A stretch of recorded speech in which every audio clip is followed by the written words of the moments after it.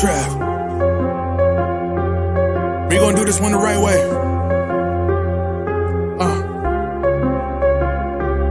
We in here forever.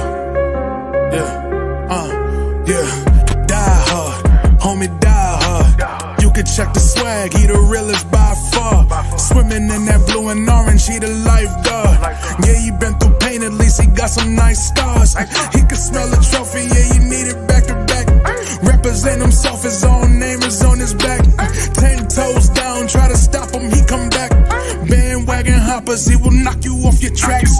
You ain't saying nothing, Nero been here from the start. He been working in the lab to take his team and make it art. See him going over film to help him build and make him smart. He will tell you how he feels because he's real and he got heart. He will never fade away, he will never change his face. Everybody picking faves and he's feeling out of place. Cause he is for the team and he always rep the squad. Like that Christmas movie, he gon' always die hard. City on my back. They ask me what's my name and it's on my back. I'm just speaking facts. We got big dreams, we ain't looking back. We be really die hard, yeah, that's a fact. We be really die hard, ain't no going back. Make the whole crowd rise like a thermostat. Fourth quarter, I'm the killer that's gonna murder that.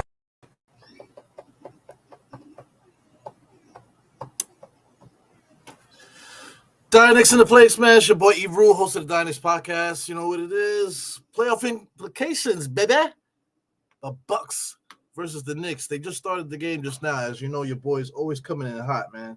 Trying to get this pod rolling. I got to keep it a buck, man. I was sleeping, man. I was asleep. You want to talk about, like working hard, I don't know, man. Like I'm trying to get my freedom back or something like that, man. But I just literally turned the game on. Still loading a little bit here, foggy. But it looks like the Bucks might have drawn first blood, man. But this is the Die Hard Knicks full game watch along, man, for those that give a shit. You know what I'm saying? We are here. Please take a look, subscribe and like if you're coming in, coming out. And let's get into it, man. Brunson comes across the screen, pulls up, no good. So the Milwaukee Bucks, this guy Giannis wasn't supposed to play. Now he's playing. You know what I'm saying? It's all about ratings and make sure you get your brand together. So playing at MSG, you do not turn that down, man. You gotta show up for that. Let's get this share going over here on the side, sharing the screen. There you go. Brunson on the inside, back out to Josh. Is that Josh? Yep, Josh on the inside. It's funny to see Josh. Josh got kicked out the last game, man. Unbelievable. Back to Josh now. Josh on a drive all the way inside, left-handed layup off the glass. No good. Who is that? Hartenstein with the rebound. It gets snatched out of his hand there by Middleton. So the Bucks are playing with Middleton. I feel like I haven't seen him in a minute. On the inside there, Dante easily spinned off it, and Giannis tried to take the rim off, but he missed it. Sometimes the easy play is worth it, man. You always try to embarrass. You know, the easy play is always the simple play. Simple play, make the bucket. Stop trying to get the highlight over the bucket. So anyway, he goes on Brunson top of the key, being guarded by Damon Lillard there. Back to Hartenstein. Hartenstein, nice drive, kicks it out to OG in the corner. Should have just made the layup here. He had it. OG has to force it now, so he ends up getting blocked by Giannis. He had no room. But same thing like I just said, man. Guys need to take the easy, not the easy shot, but like the simple shot rather than try to get the home run all the damn time. You know, so shout out to Hartenstein. He should have went for the layup, but he kicked out for the home run. Early on here, shout out to Daniel Berry Sports. Shout out to Geraldine in the place. Thank you guys for popping in. As always, man. Yeah, I got some ideas, man, for this pod, man. I think it's time to just let it go. So I'm gonna do that, you know, as soon as I get a chance. But you know, I'll let you guys know when it goes down. But I'm gonna try something different here on this channel as far as this segment is concerned. He goes Brunson crossed over, slide it in inside, pause off the rim, gets it. He's gonna get the bucket and one. So it's 3-0, 3-2. You would think that the Bucks were blowing us out the way the energy seems, you know, the way that they've been attacking. Knicks have actually been playing pretty good defense here. So the Bucks are giving us all they got, and the Knicks are holding them off. And we're only down one right now. So if Brunson makes his free throw, we'll be tied. So spoiler alert on the screen. I'm at the 9:32 mark for anybody that gives a damn. 9:32 free foul line shot, knocks that down. Here comes the Bucks now. So I mean, the Bucks are interesting, man. Of course, Damian Lillard, you got to be afraid of him. But now that we got Brunson, I don't care about Damian Lillard anymore. Damian Lillard is always a threat. You always got to make sure that you at least have like a decent lead because Damian Lillard can make a lot of horrible shots go in. Especially from distance. Josh Hart bring the ball up the court over to Hartenstein. Hartenstein back to Brunson. Brunson top of the key looking. Gonna accept the screen from Hartenstein. Goes around it. Fake the pass to Hartenstein, which was awesome, man. Did you see that? He hit the spin, fake the pass to Hartenstein. So that was pretty dope, man. So he's going to get back to the line again. Call them foul hunters and all this other stuff. It's ridiculous, man. Shout out to Ramadan, man. The sun is not officially down yet. It should be down like about 6:30 or so. So I'll keep track of that. Let me make sure I turn this alarm off. But sometime around 7:30, that's when the alarm should go off there. So let me turn it off. So let me see the official sundown time today. Official sundown time is 7:27. So 7:27, I told my lady to bring tell her to bring some drinks in, just so I can have a drink in the meantime while I'm doing the podcast. Yeah, man. So I haven't eaten all day. You know how it is, but I'm used to it now. I'm getting used to it. I did fall asleep, so that does help. I was exhausted, man. I only had 2 hours of sleep the night before, and then I went and did 14 hours at work. So doing the best that I can to take care of my family, man. You know how it is. Dante DiVincenzo, I'm looking at him. I'm going to inbounds here to Brook Lopez. Brook Lopez, there's certain guys we have to make sure they're not a factor. Brook Lopez is a factor shooting a three. So we got to find him out there in the perimeter when he's out there. You know what I'm saying? So him shooting those threes is what will kill us. Giannis going crazy is not the factor. Damian Lillard shooting wild shots is not the factor either. The thing is, the Knicks missing out on these transition threes, not playing defense on the transition threes and stuff. Everything else, I think we can handle. He goes, Middleton. Middleton is a good player, man. So his action out there definitely makes them a lot better. But like I said, I'm not going to discredit them. They are a good team. They are a very good team. Probably like one of the best starting fives in the NBA. Not the best, but they just on paper they have one of the best starting fives in the NBA. The Knicks have a bunch of overachievers, if you want to say that. Josh Hart with a little floater in the lane there. He should have squared up and just shot that. OG comes on the inside, looking to take off some heads, tapping and whapping, able to get the offensive rebound, lay that up. But the Knicks have a expendables team out there, man. We playing good defense. Just a bunch of ragtag guys that can play the game. As you can see, Brook Lopez, he's going to affect the game shooting the three. We have to eliminate that. Here goes Brunson there, looking around. He takes the bump, no foul, throws the shot up. Here goes Giannis. Giannis looking to take advantage, just trying to blast his way to the basket, and he does.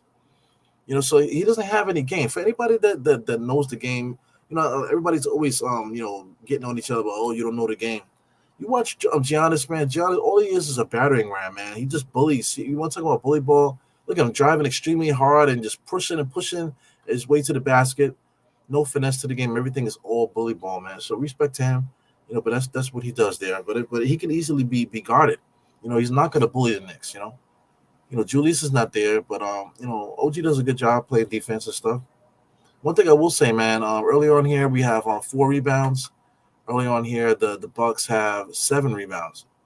So the Knicks have gotten away from the Knicks are the ones with 7 rebounds, so that's good. But up until recently, man, the Knicks have gave up on the rebounding thing. Josh Hart has been the catalyst with our reboundings, man. A lot of times, when other guys are not rebounding, Josh Hart is the one getting those, off, the offside rebounds. I believe one game this season he had 18. There was nobody else with double figures. Nobody even closer than 8, and he had 18. As the Knicks hit a 3 there. Here goes Damian in and out, double team there.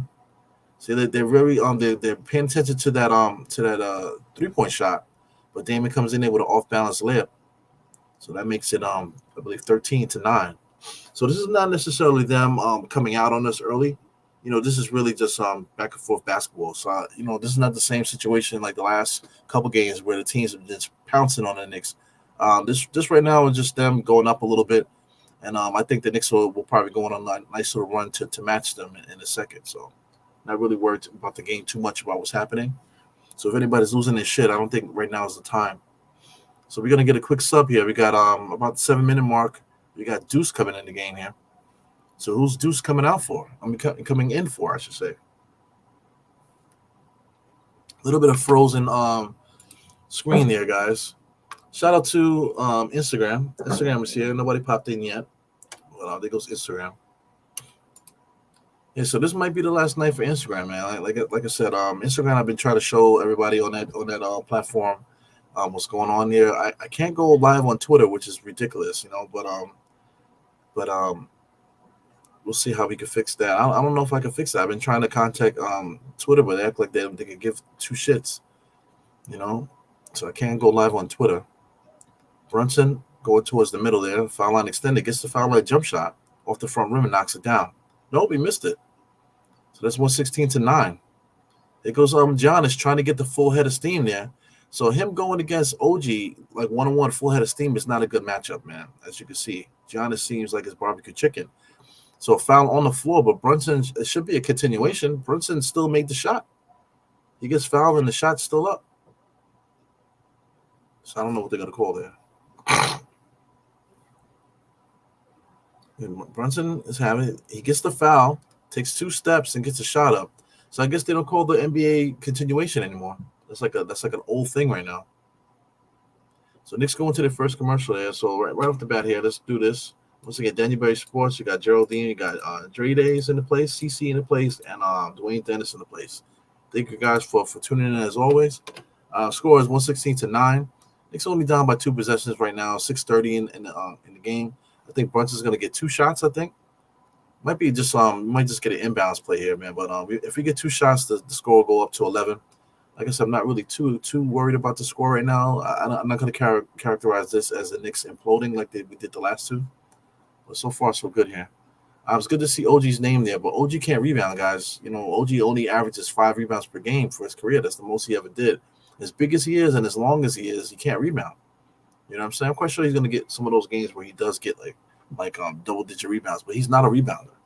You know what I'm saying? So if he shows up some games with only 2 rebounds, you know, you got to look into the average. You know, rebounders for this guy is only 5. Hartenstein has been a rock at the center spot. Right now, he's played 5 minutes. He got 3 rebounds. His health is important, man, to this team. Brunson is there. We got 4 points early with 1 rebound, no assist yet. Josh Hart, 1 rebound, 1 assist, no points yet. DiVincenzo with a 3 and a rebound. So Knicks have been rebounding the ball as the team. McBride came in there 1 minute, already has a rebound. So that's been the MO now. Crash the boards. We have to win the boards if we're going to have a chance to win. So it's weird because this Bucks team is bigger than us. You know, you're talking about Giannis. You're talking about even Middleton and Brook Lopez. They're bigger than us up front. You know, Damian Lillard and even Beasley there. Beasley is like 6'5", but he's not really much of a rebounder. He's more of a 3-point shooter kind of thing. You know, but I think our backcourt's a wash between Dante and Brunson and Beasley and Lillard. I think that backcourt is a wash. Up front, you know, you got Lopez and Hartenstein. They bring 2 different things to the table, but you know, Brook Lopez can hit that 3, but Hartenstein can facilitate. You know, and he's a good defenseman there. So 2 different looks as far as the big man. As far as power forward, if you got OG playing power forward, you know, Giannis is looking at him like barbecue chicken, like should be able to do anything that he wants. Even though OG is one of those guys that play defense, you know, going against Giannis is a different monster. When Julius is guarding when Julius is guarding Giannis, Giannis doesn't try to bully him like that. He tries to do a little bit, but not the way that his eyes have been wide open like in this game. And then we got Josh Hart at the small forward spot. Him against Middleton is actually a pretty good matchup because Middleton is very active, helping out, rebounding, stuff like that too. But he can also create his own shot. So it goes Josh now. Josh on the drive. Oh, he looked like he traveled. Gives it into Brunson for a left-handed layup. He knocks that down. So Brunson is more of a facilitator than Middleton. But Middleton is able to create his own shot on the ISO, man. So that's different than what Josh brings. Off the court, the Knicks have more options off the court. Off the bench, I should say. You got Deuce right now. He's been a scorer coming. He's been a scorer this year, which is incredible, man. So him coming off the bench right now. We also got Precious. We're gonna have Bogey coming off the bench later. We got Mitchell Robinson, and we still got Sims too, man. So we have the advantage, I want to say, defensively, at all times. But it requires our guys to play extremely hard. When Bogey's out there, he needs the green light. We need to be sending him screens to get him open. He has to score. That has to be his role. Scrolling up, yeah. Excuse me. I'm looking at the opposite screen. They're really forcing these Air Force Ones on this ad stuff here. Nike's always forcing these not Nike, but I mean just I guess because the summertime is here, they're really pushing their Air Force Ones because those ads are like popping super huge on the screen. Harnstein comes out. So got Bobby Portis. Bobby Portis, every time he plays the Knicks, man, he's ready for all the smoke. Good basketball player. He probably should have never left, to tell you the truth. Probably should have never left.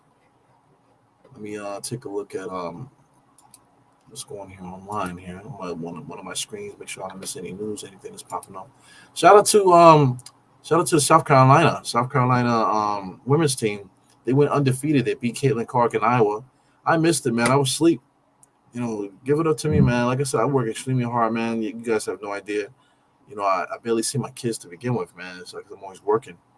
Because Brunson would have shot one of them Damian Lillard type shots, man. So, between Brunson and Lillard, man, both of those guys are, just like dynamic. It goes right on cue. Damian Lillard just launches like a half court shot. Mitchell Robinson wasn't able to get to it.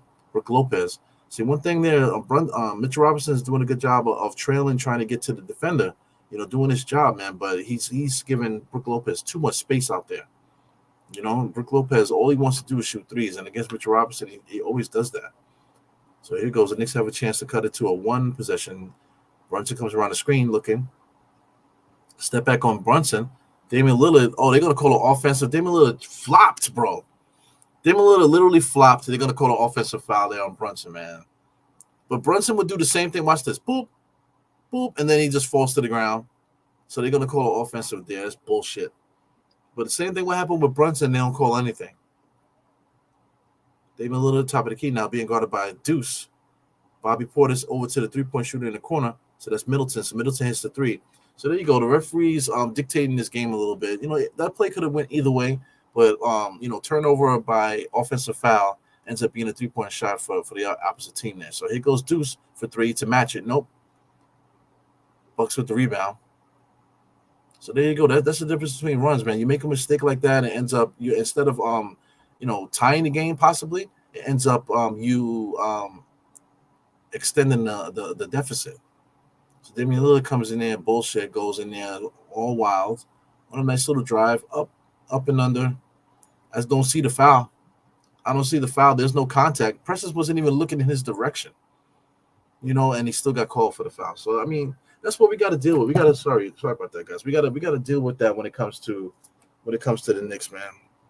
We just have to deal with the nonsense. Deal with the disparaging the calls. The calls are gonna go one way for the opposite team, and we just never gonna get the calls going in our direction ever. So this is what we have to do. I think that's just what it is. Precious now over to Brunson. Brunson bringing the ball up the court, 23-24. It should be closer right now, but one little mistake. Brunson takes the Mitchell Robinson screen. Mitchell Robinson drives deep. Brunson has it out to Josh Hart. Josh Hart looking to create something there. He drives, fakes it. Nobody has anything. Precious has it now. Shots got to go up. 1, 2. Got to shoot it. He does. Gets it up on the glass. No good. Bad possession by the Knicks there. Mitchell Robinson gets the rebound. And he just throws it up, just has no rhyme or reason on how he's trying to get shots up, man. It annoys the fuck out of me.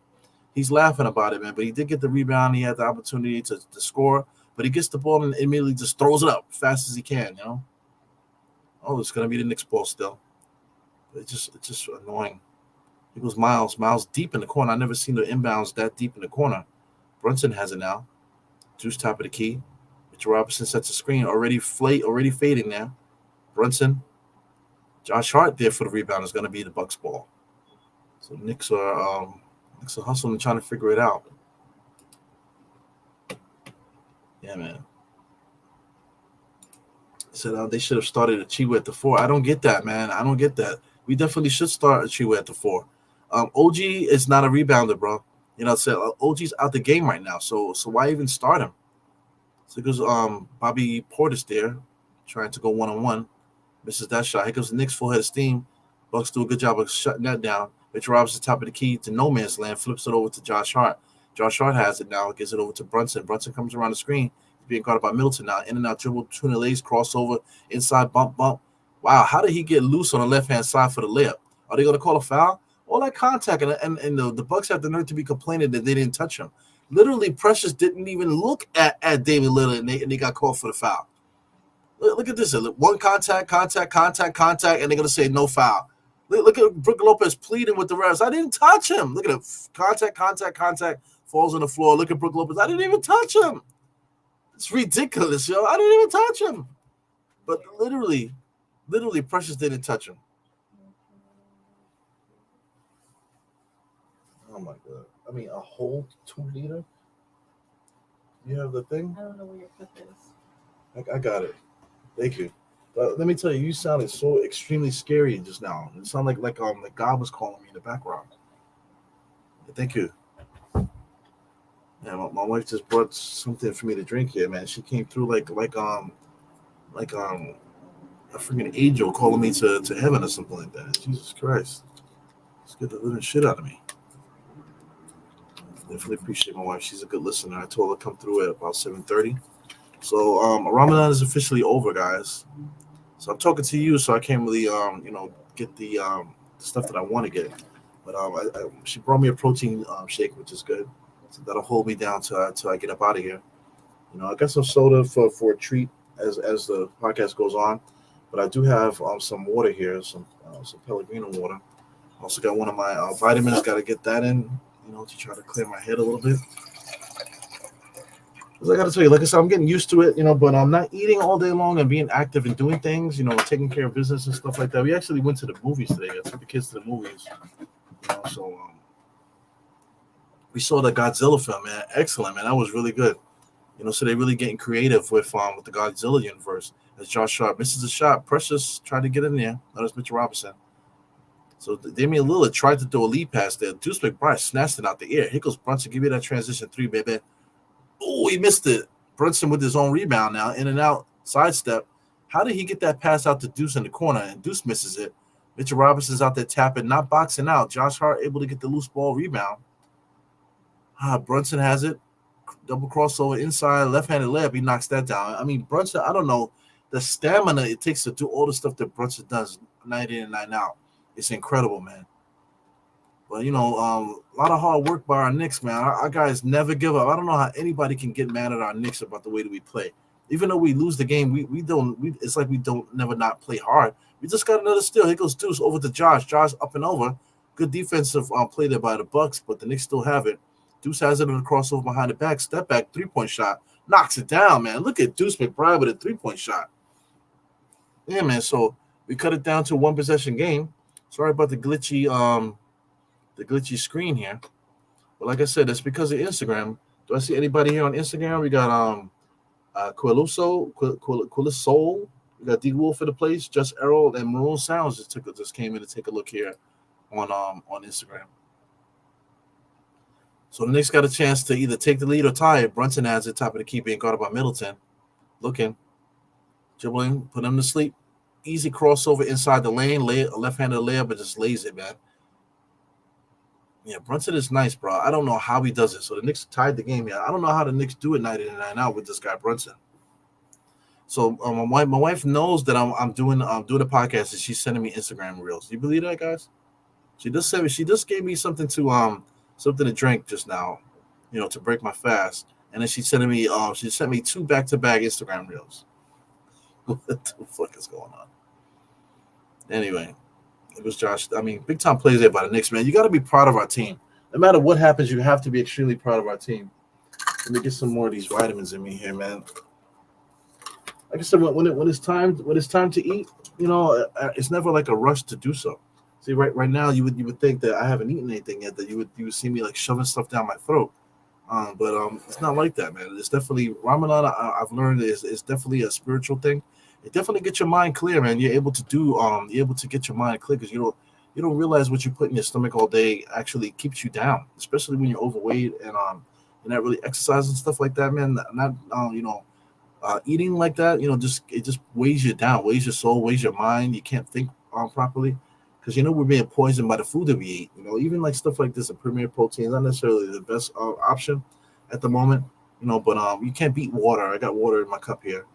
You know what I'm saying? But you just have to be very careful all the chemical stuff you put in your body.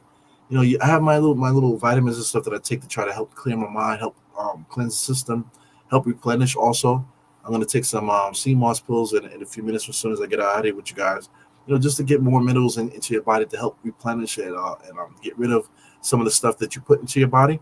But in the meantime, during this fast, I've been very conscious of it. Trying to create this new habit here, as far as eating stuff like that, man. So once Ramadan is over, it is over on Tuesday in the evening. So I'll be looking to celebrate on Wednesday and stuff like that. I have a couple things I need to do, as far as work. But I'm gonna try to celebrate Ramadan on Wednesday. Do something. I'm gonna go out to eat, maybe. Go out and do something, spend some time with our friends and family. Just for me to celebrate because nobody else gives a shit. But for me personally, I would like to celebrate. So let's break this fast.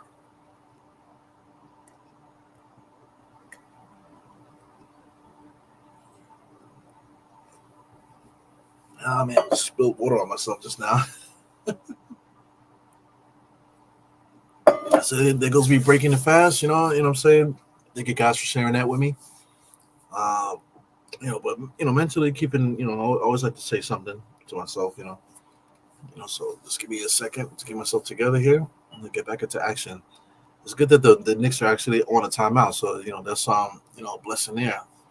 Give me a chance to get my little drink on. So I don't know what's going on here. Acceptance.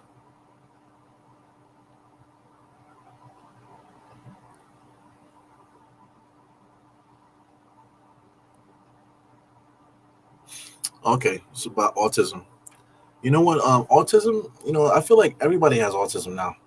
I don't know what's happening the last couple of years or so, but I feel like every child has like something going on, man, on the spectrum in some capacity. Like my oldest, not my oldest, he's my middle child, but my oldest, he might be touched a little bit, with autism, maybe some ADHD or something like that. Not hyper ADHD. He has the opposite of hyper ADHD. He has the other kind. You know what I'm saying? They say that he has it, but then he's been taking tests. So we said, man, fuck those guys, man. All they trying to do is take money from us. When we're trying to get our kid right. So we just you know changing our big time block there by Brunson blocking a Damian Lillard 3-point shot. So we just adjusting our parenting. Try to do our best to you know get them to think properly. Josh Hart with a nice little shot there off a pass from Brunson. He blows that layup, man. So big time opportunity there by the Knicks, just pissed away. And Giannis just blasting there, trying to bully Josh Hart. Gonna try to do the same thing. Knicks are trying to catch up. Josh Hart was by himself just now. Brunson on the right hand side there. About the logo. 11 seconds on the shot clock. 14 seconds on the game clock. Let's go. Brunson takes a fake screen from Deuce there, able to get all the way to the basket. No good. Bucks with the rebound. Here comes the Bucks. Giannis is going to look to bully, pushing off with his hand while he's running Bobby Portis with a nice little hook as the quarter is over. So 31-25. This is not the same thing like before. Like I said, this is not the Knicks getting blown out here by the Bucks. I feel like the Knicks were right there with them the entire time. A couple of mistakes here and there to implode the lead. Right now, the Bucks end up getting like a mini run just now when the Knicks were getting great opportunities but blowing easy shots. So I'm not really too worried there. We lost the quarter 31-25. That's fine. The second quarter, is coming. So we got a good opportunity to win the second quarter and prepare for the second half of this ball game here. So it's always the same thing, no matter who we play. The Knicks have to. It's about winning quarters. The Knicks lost the first one, so now we got to forget about it and show up to the second quarter and try to win that one. Win the second quarter. Let's say we can win by 4. win the quarter by 4, that would cut the lead, and the Bucks will be up by like 2 or something like that. Whatever. I'm not good at math, so they'll be up by like 2. So then we start the third quarter and we try to win the third quarter. And then enter the fourth quarter, and then we just battle and see how that goes. Yeah, man. So shout out to Rob Bracey in the place. I see him. Come over to the other side. I see Rob Bracey here. What up, Rob? Over to Dwayne Dennis. He said, "Ebro, we may need at least 3 to 4 wins out of 5 in order to not fall into the AFC." Shit. Yeah, so it's tough, man. So I mean, do we have that many games? I believe this is on game number 78, if I'm not mistaken, right? This is game number 78. So we got 4 games, right? We need at least 3 to 4 wins. So I'm hearing you, man. I'm definitely hearing you. So I mean, let's take a look at the standings at the moment if you want to do that. NBA standings. Take a look at the NBA standings real quick. The Knicks are right there at 4th, but if we can expand this for a second, as you can see, we're pretty much tied up with the Magic. We're tied with the Magic. We're tied with the Cavaliers. The Cavaliers are the 5th spot right now, which is crazy. We're tied with the Cavaliers and the Magic right now, all tied there. As far as games behind, the records are different, but we're basically tied with each other there. When it comes to the records and stuff. Pacers are right behind us with 1.5. You got the Heat 2 games behind us, and the Sixers are 2.5 games behind them. The Bulls are back behind by a lot there, so they're basically a play-in team. But yeah, man, I get you. We're definitely gonna have to get some wins together. But some of these other teams have been losing too. The Bucks, if you could take a look at the win streaks, man, the last 10 games, Orlando's 6-4, the Knicks are 5-5, the Cavaliers are 3-7, and the Pacers are 6-4. You know what I'm saying? So I mean, the Pacers have a chance to get close there. It's going to be hard though. For basically a 1.5 game there, somebody would have to implode.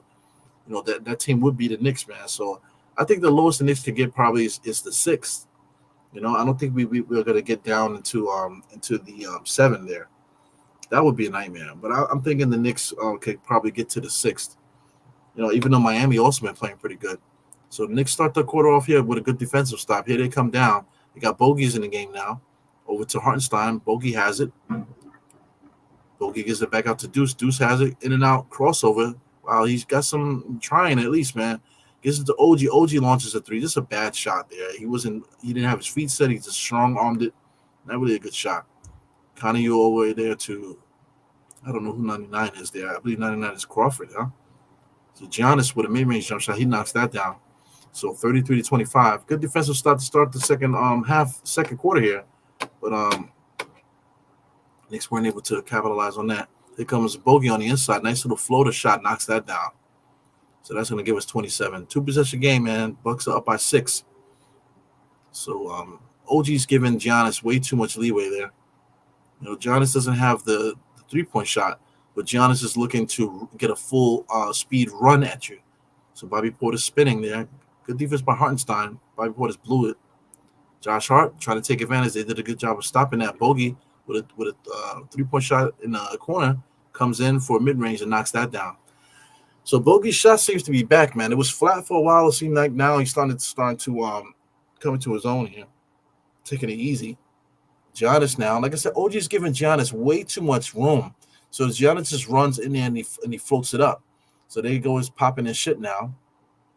So they counted that. See, I don't get that. He got fouled. Watch this. He gets fouled. Okay, so he got fouled inside. I thought he got fouled out there in the perimeter. So I'll give him that. But like I said, OG is giving Giannis too much room there. I know Giannis can't shoot the 3, but Giannis is not trying to shoot the 3. Giannis is trying to get a full head of steam so he could just try to bully past you. And the referees are not calling anything. So you just have to deal with that. Let me get this off the screen now. So, yeah, I feel like you can't give Giannis 2 steps because he's not trying to shoot the 3. He's trying to get a running start. And he's been getting that running start this entire first half here. So I think the concept of stepping back to let Giannis shoot the 3 is not a good decision there by the Knicks. So here goes Deuce over to OG. Dante has it now. Knicks have no spacing, man. They got to figure this out. Bogan finds Hartenstein. Hartenstein's looking for the pass. Now he's posting up inside for the floater. Left-handed floater knocks that down. Beautiful shot there. Patented shot there by Hartenstein. Here comes Giannis. Giannis is just dribbling free there. Over to Pat Connaughton there. Giannis is inside and out. Nice little hop step, hoppity pop pop. Gets all the way to the basket, easy for the layup. 38-31. Here comes Deuce coming across the timeline over to OG. OG back to Dante. So Giannis is literally not even paying not Dante, OG any attention right now.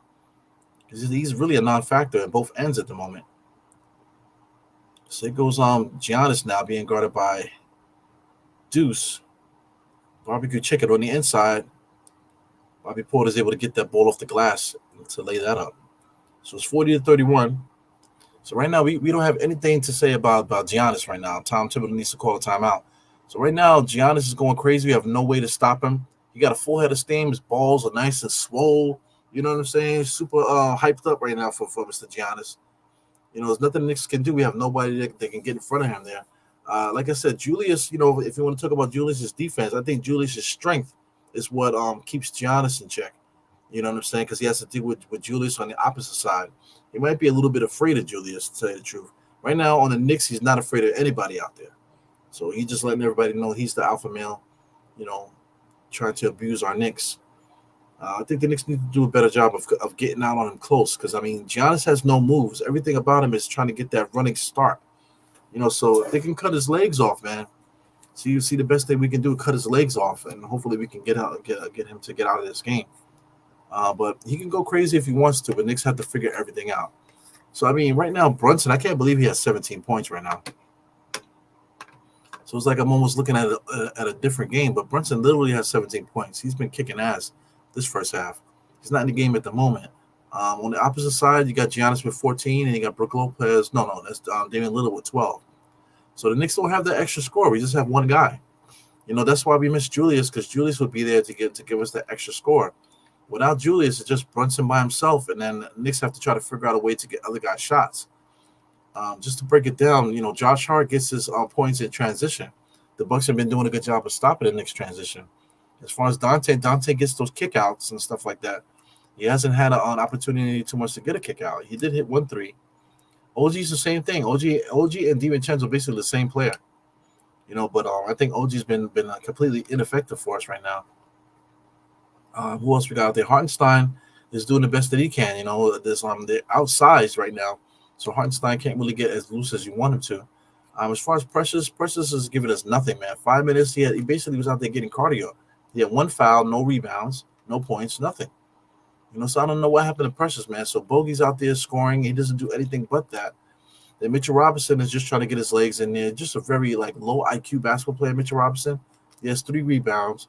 And then McBride is the other scorer. You know, McBride is the other scorer coming off the bench now for us. He has 3 points, 2 rebounds, 2 steals, very active out there. But outside of that, you know, where are we getting our offense from? So, you know, the Knicks have it rolling. We play a good team game. But when the going gets tough like this, when guys are like bullying us like this, we just don't have that extra person that could create their own shot. Everything has to deal with the defense and, you know, scoring off our defense. And scoring really off our ball movement and things of that nature, man. So, you know, I think we're in trouble, man. Definitely think we're in trouble. Let me get this protein shit. Give me. It goes looks like the Knicks have it here. Who's this?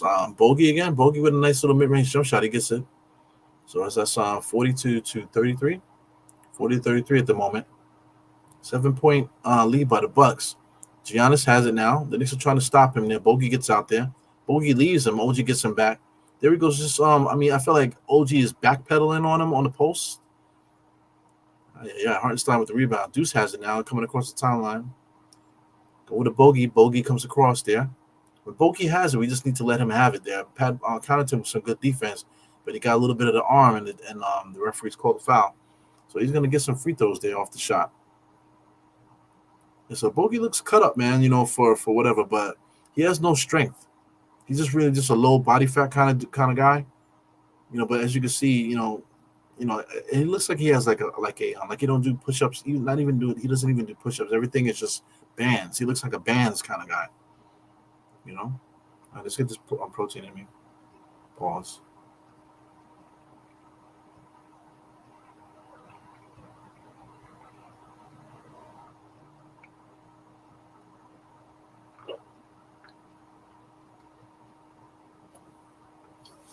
Can you do that?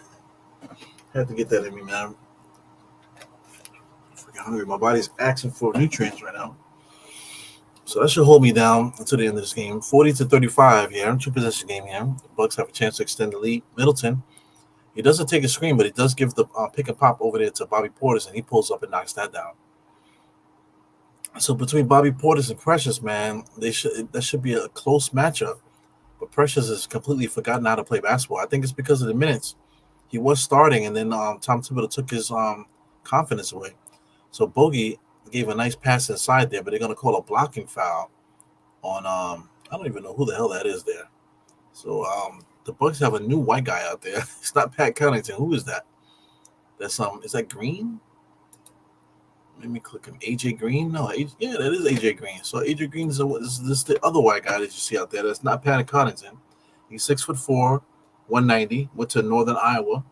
You know, first season, not really too much stuff out there, but I'm quite sure that he's a 3-point shooter. So they just gotta pay attention to him. He's number 20. 42-35. The lead is getting too close to 10, man. We got to get this together here. I see a few people popped in here. I definitely appreciate you guys showing love to the pod. Dante gets over to Bogey. 6 seconds to shoot. Bogey falls into the corner, and then he just throws up a shot. Hartenstein with the rebound. Back out to Deuce. Deuce fakes it on a drive inside. Kicks it out to OG. OG probably should have shot that. Back out to OG. OG on the drive. Kicks it out. Hartenstein has it. Somebody got to shoot 3 seconds, and it throws it out of bounds. And it will be Bucks ball. So the Knicks there got caught in a hot potato situation. The Bucks were swarming on defense, and nobody wanted to shoot it. I think OG passed up a shot. Passed up two, I want to say. The Knicks got to figure this out, man. Like I said, we don't have too many guys with a scoring mentality. There goes OG there trying to create the offensive foul. So they're gonna call a foul there on OG. OG kind of just like folded the table there on a drive there. He did get there. I feel like that might have been an offensive foul, but they're gonna call a blocking foul there on OG. So that's all about a superstar getting his calls. Brunson can't get calls like that there. So let's take a look here. OG right now, that might be his second foul. Is that his second foul? No, it's only his first foul. So that's the issue right now. I'm looking at the stats. 12 minutes of play here. OG only got 1 rebound, no assists, no steals, no blocks. He has 2 points.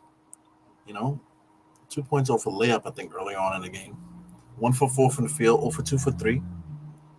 So that's not good, man.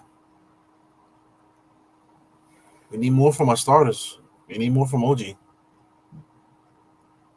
Brunson, right-hand side, coming across the timeline. So Brunson got to get 40 again, huh? Got 17 in the first quarter. He's going to have to do it again inside to Hartenstein. Hartenstein refused to shoot it. Kicks it back out to Bogey. Bogey comes up, gets into the same spot that Hartenstein was, but finds Dante for 3. Dante finally hits a 3. So that cuts the lead up there. It looks like it's going to get up to 10. Middleton has it now, but off a crossover. Bucks are going to get another shot there. Slapped out. Middleton, cross court there. We got Beasley in the corner there. Hits a 3-point shot. Here comes Brunson. So Knicks down by 10, man. It sucks. Brunson comes across the timeline. We're looking. Hartenstein is there. In and out dribble there. They're slapping and whapping Brunson. So Beasley's upset. I didn't touch him. I didn't touch him. But he literally slapped him on his ass, man. Yeah, man. The Knicks will play behind the 8 ball the entire game here. So let's take a look at some who else popped in here on YouTube here. So Dwayne Dennis says, if we lose this game, the standings will shift again at the end of the night. I got you. That's how it works, right?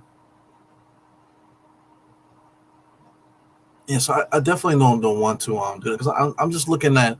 I know it's going to shift at the end of the night, but I'm looking at as far as like the 4 games that's remaining. I don't think the Knicks are going to lose every single game.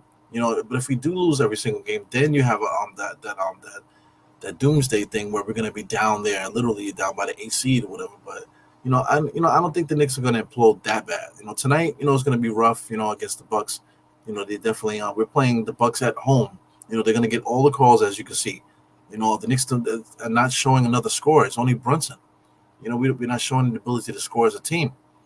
Bogey's the other guy with 8 points off the bench, man. So, if that's the case, then Bogey might need to start over OG.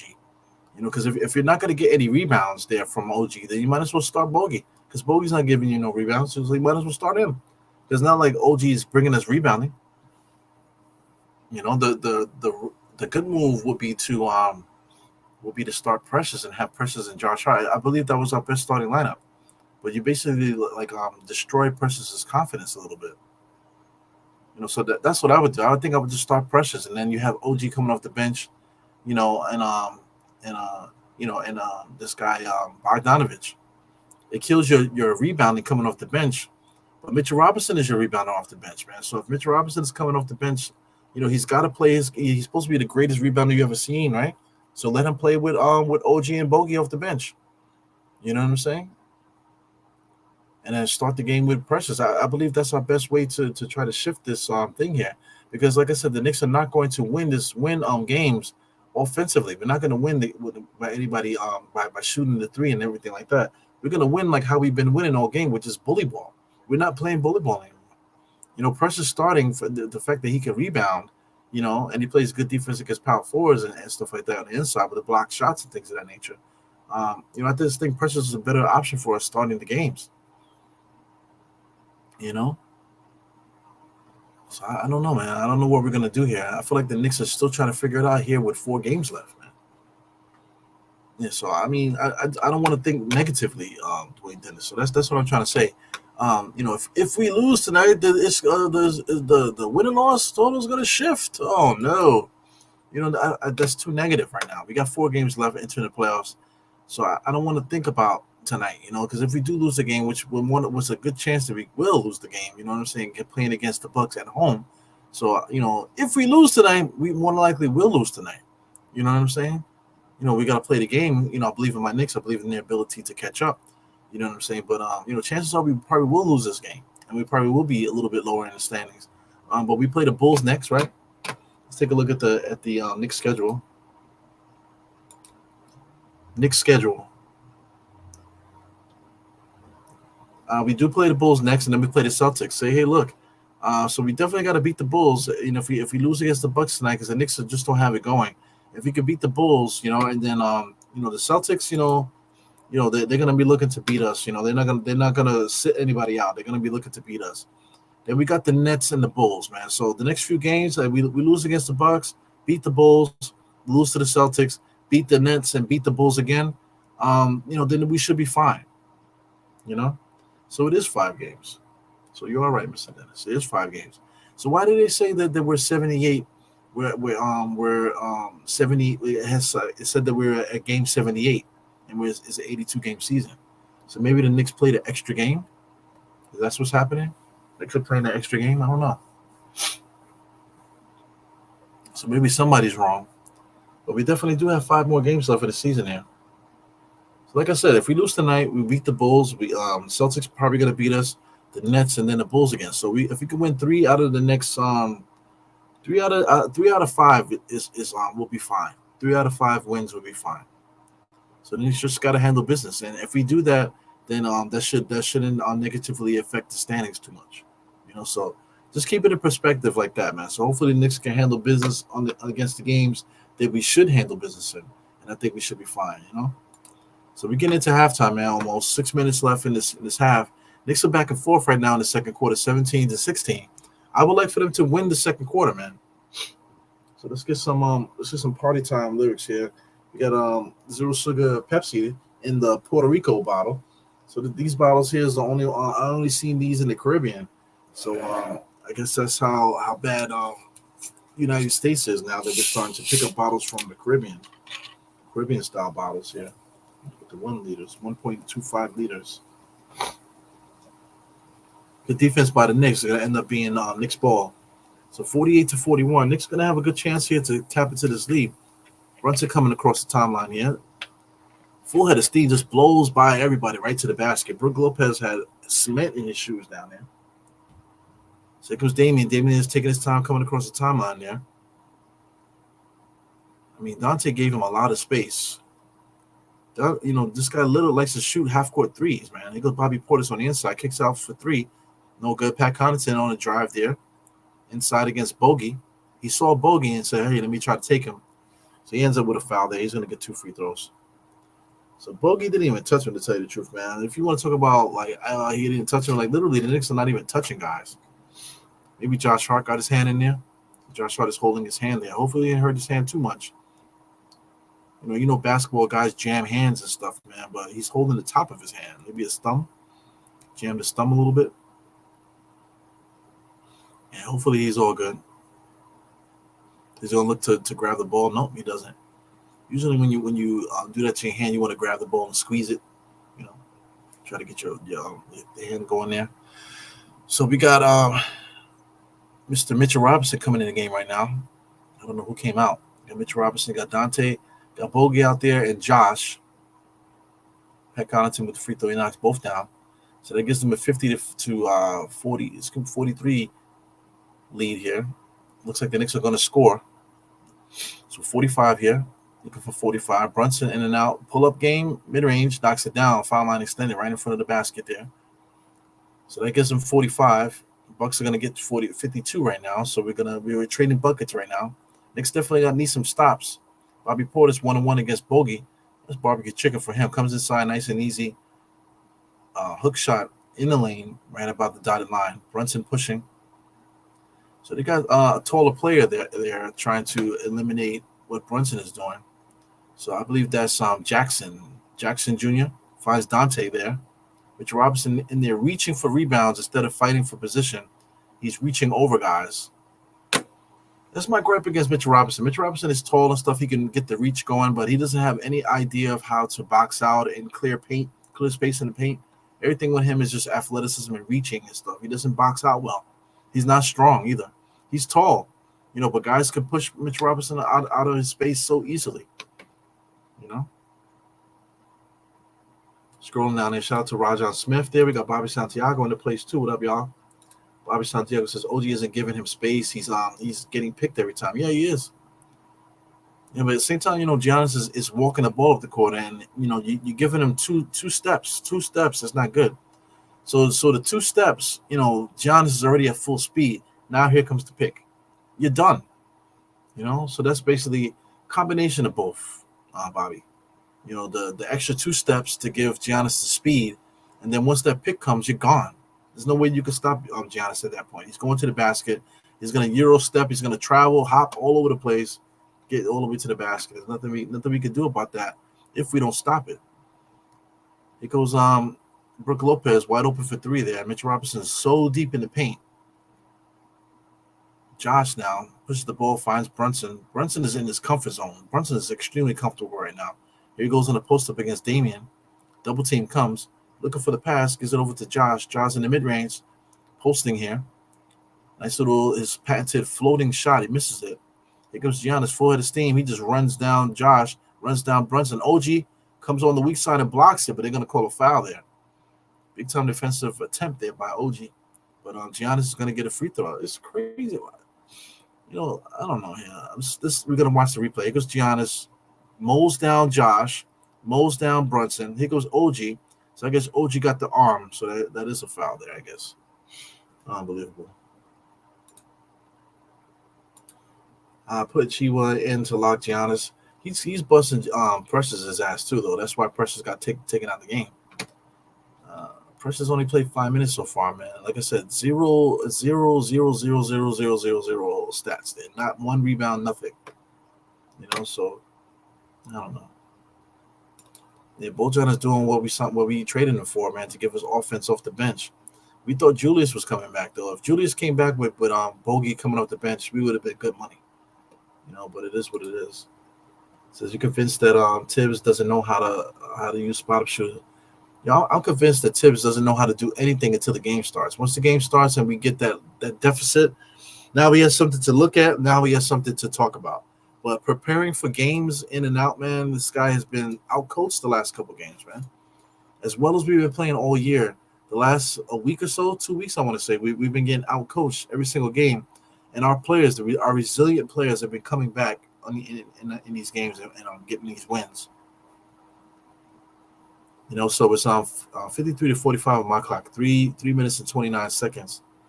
So I'm a little bit behind, about 30 seconds behind. I hate that.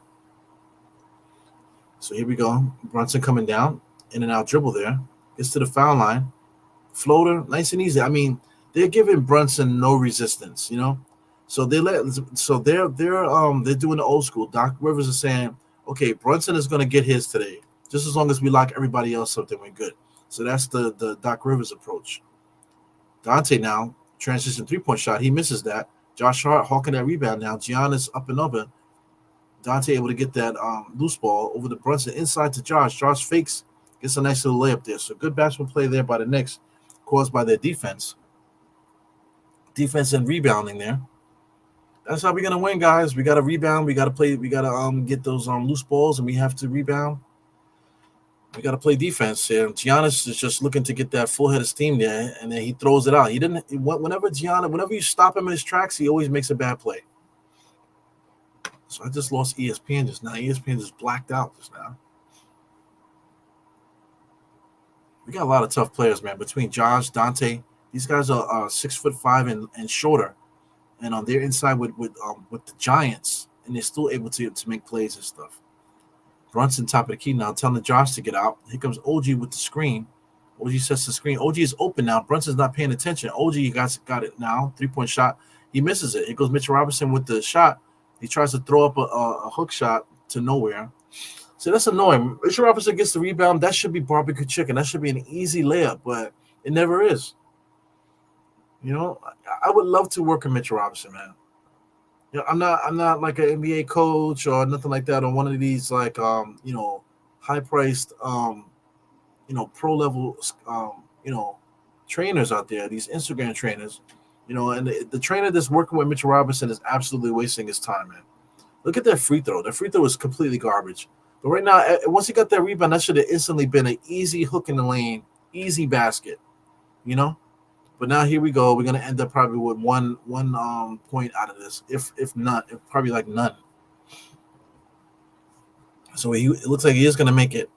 He makes that one, knuckleball, knocks that down. No arch in the shot. We know he doesn't have an arch in the way that he shoots it. He's always bending his knees, falling backwards. Let him shoot it off the backboard. I just don't understand why that's not an option for Mitch Robinson.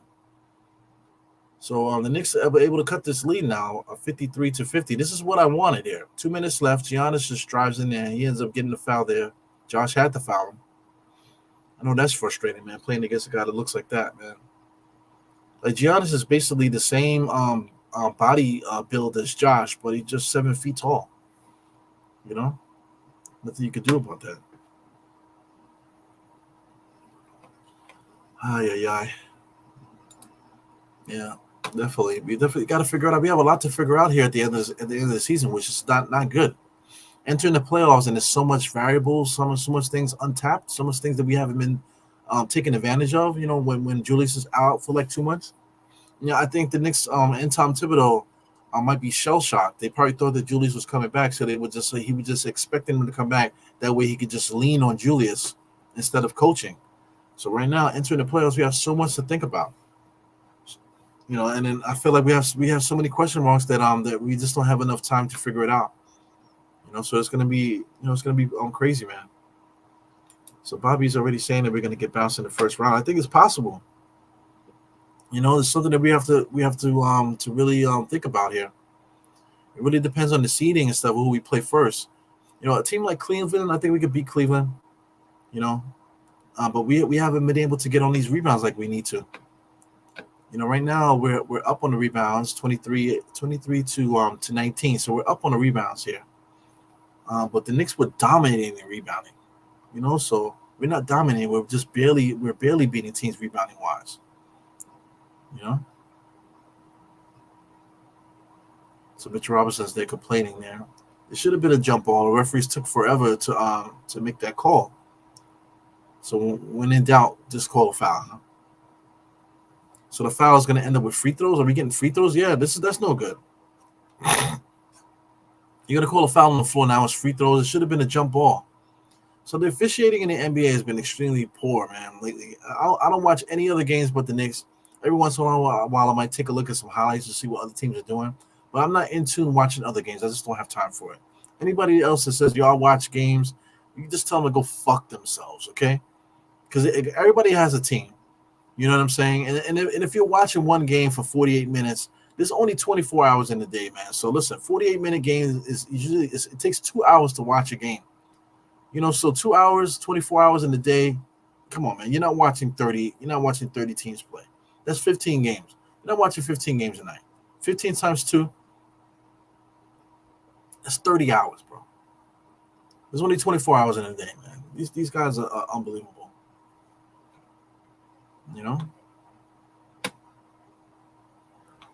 So the Knicks are they're definitely doing a good job here. But we got Brook Lopez here, get some free throws to chalk up this lead. So, like I said, I just want to win the second quarter. If we lose the second quarter, it's not what I wanted, man. We definitely have to try to win this second quarter. Even if we win by 2. Winning by 2, at least we win the second quarter. It just it's the little victories, man.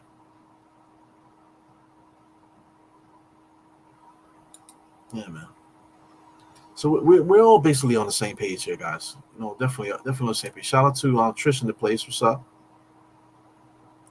Yeah, we haven't seen Mega in a while. You know what? I think Mega might be on another channel.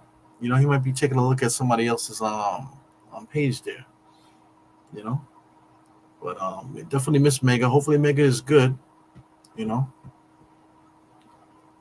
Over to Dante. Dante on the drive up and under inside to Hartenstein. Hartenstein gets meted by a block. Knicks are hawking there. Josh Hart's trying to plead his case. Yeah, but definitely shout out to Mega, man. Mega has been in every single Dire Knicks watch along here since the beginning of the season. And down the stretch here, he's been out. So hopefully Mega's Mega's not just watching another person's channel. Hopefully everything is all right, man.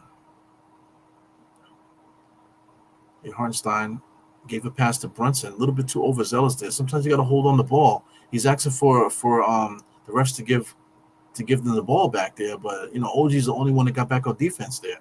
Giannis full head of steam, good defense by OG, snatched the ball out. But here we go. It looks like the Bucks are going to end this half with a big lead. Knicks need to try to cut into this. It's a 9-point deficit at the moment. Just looking at our players, I think we play better. We play better. It's just that they just have Giannis. Giannis has been blowing us out there, and they just have I don't know, big time defensive play there by OG, man. Here goes Dante. Dante full head of steam inside to Josh. Josh fakes it. Back out to Dante. Dante fakes the 3. He's being swarmed there by some tall players there, and they snatched the ball right out of his hands. Sheesh. So I'm trying to downplay the Bucks, man, but they're good, bro. They have a height advantage on us. Outside of that, they got a lot of good, skilled players there. As far as a team, Pat Connaughton just now snatched the ball out of Josh's hand. So they got quality role players, and then they have two go-to guys, and then they got guys like Bobby Portis and a couple other dudes that could put the ball in the basket there. But for the Knicks to be down by 11 here at the half, it's no good there. So we did lose the second quarter, man. We lost the second quarter, 30-25. We actually had a chance to take that lead in the second quarter there. We weren't able to, man. But it was basically a repeat of the first quarter there. 31-25 in the first quarter, 30-25 in the second, man. So, yeah, man, Knicks are fighting that uphill battle. So the 11-point lead at half is not good there. That's going to give the Bucks a lot of confidence. But Tom Thibodeau, he does good halftime adjustments. So that's what's been happening lately. Halftime adjustments. He has enough game to look at, able to get his team together. Hopefully we can win the third quarter, and then we just take these guys on in the fourth and see what happens there. Dwayne Dennis here. He said, we really need for Tom Tibb to be the best coach on the court for the rest of the way. He's asking a lot. Precious was playing good not long ago. And we got to figure that out. So just right now, just based off of playing against the Bucks. So let's do it like that, man. We're going to have to be situational. Look at me frozen on the screen. We have to be situational how we prepare for these different teams here. If we're going to play against the Bucks, we have to start Precious. Starting OG is not going to work because OG doesn't rebound. Right now, OG only got 2 rebounds in half right now. Precious right now only played 5 minutes, and he's out the rotation, I would say, at the moment. For Mitchell Robinson, which sucks. That sucks. I think Tom Thibodeau blew, fucked that up there. You basically killed Precious confidence there. And Precious is the guy that we need that we was winning games with when Julius went out. So I don't understand how we just forget about a guy like that. But I think playing against the Bucks, we have to start OG. I'm not OG. We have to start Precious. Just for the rebounding thing, he has to be there to get rebounds. To help out Hartenstein inside with the rebounds. I know we got Josh Hart, but Josh Hart's not a power forward. So OG there is basically the small forward playing defense against the power forward. But Josh Hart has to be the power forward to get the rebounds. It's not fair to put Josh Hart. Josh Hart is like 6'5". It's unfair to him to have to get every single rebound like that. Wasting a lot of energy. But Precious used to help out with that. Precious with the boxing out, helping out Hartenstein, and then it makes gives Josh Hart easy beeline to the ball if you got two big men on the inside boxing out. So we just took away an advantage there by the Knicks. But then if you play against another team like Cleveland or something like that, you can get away with playing small ball because those guys are so soft. Shout out to other teams too in the East. Like if we play against the Bucks or something like that, or even Orlando, we can go small against Orlando. But against these bigger teams, we cannot do that, man. So I think that's the big issue there with our Knicks and preparing before the game start. So Rob Bracey, I see you guys, man. OG looks like food, man. Definitely, he played some good defense there at the end of the half, man. But extremely soft rebounding the basketball, extremely soft trying to score. 1 for 5 right now, 2 points. Just not a good look, man. So definitely appreciate you guys' contribution here to the chat. Lots and lots and lots of paragraphs and stuff. But yeah, man, definitely shout out to Mega. We love you, man. Hopefully everything is good. Yeah,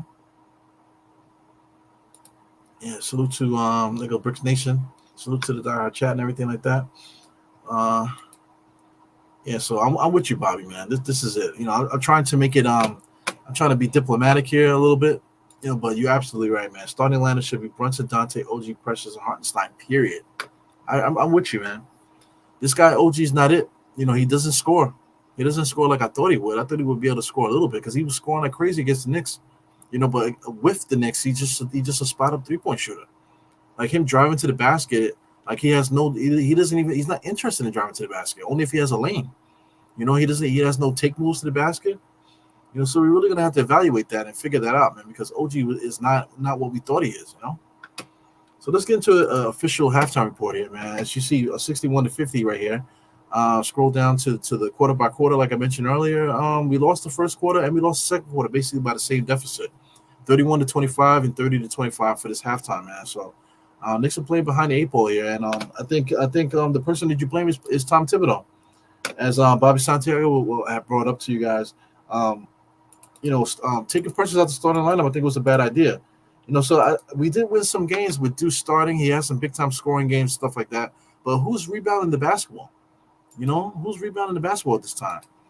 That's our bread and butter. I know we need to shoot the threes and stuff like that, but I think we need to take advantage of the rebounding advantage that we have with Precious, man. So let's get with the shot chart.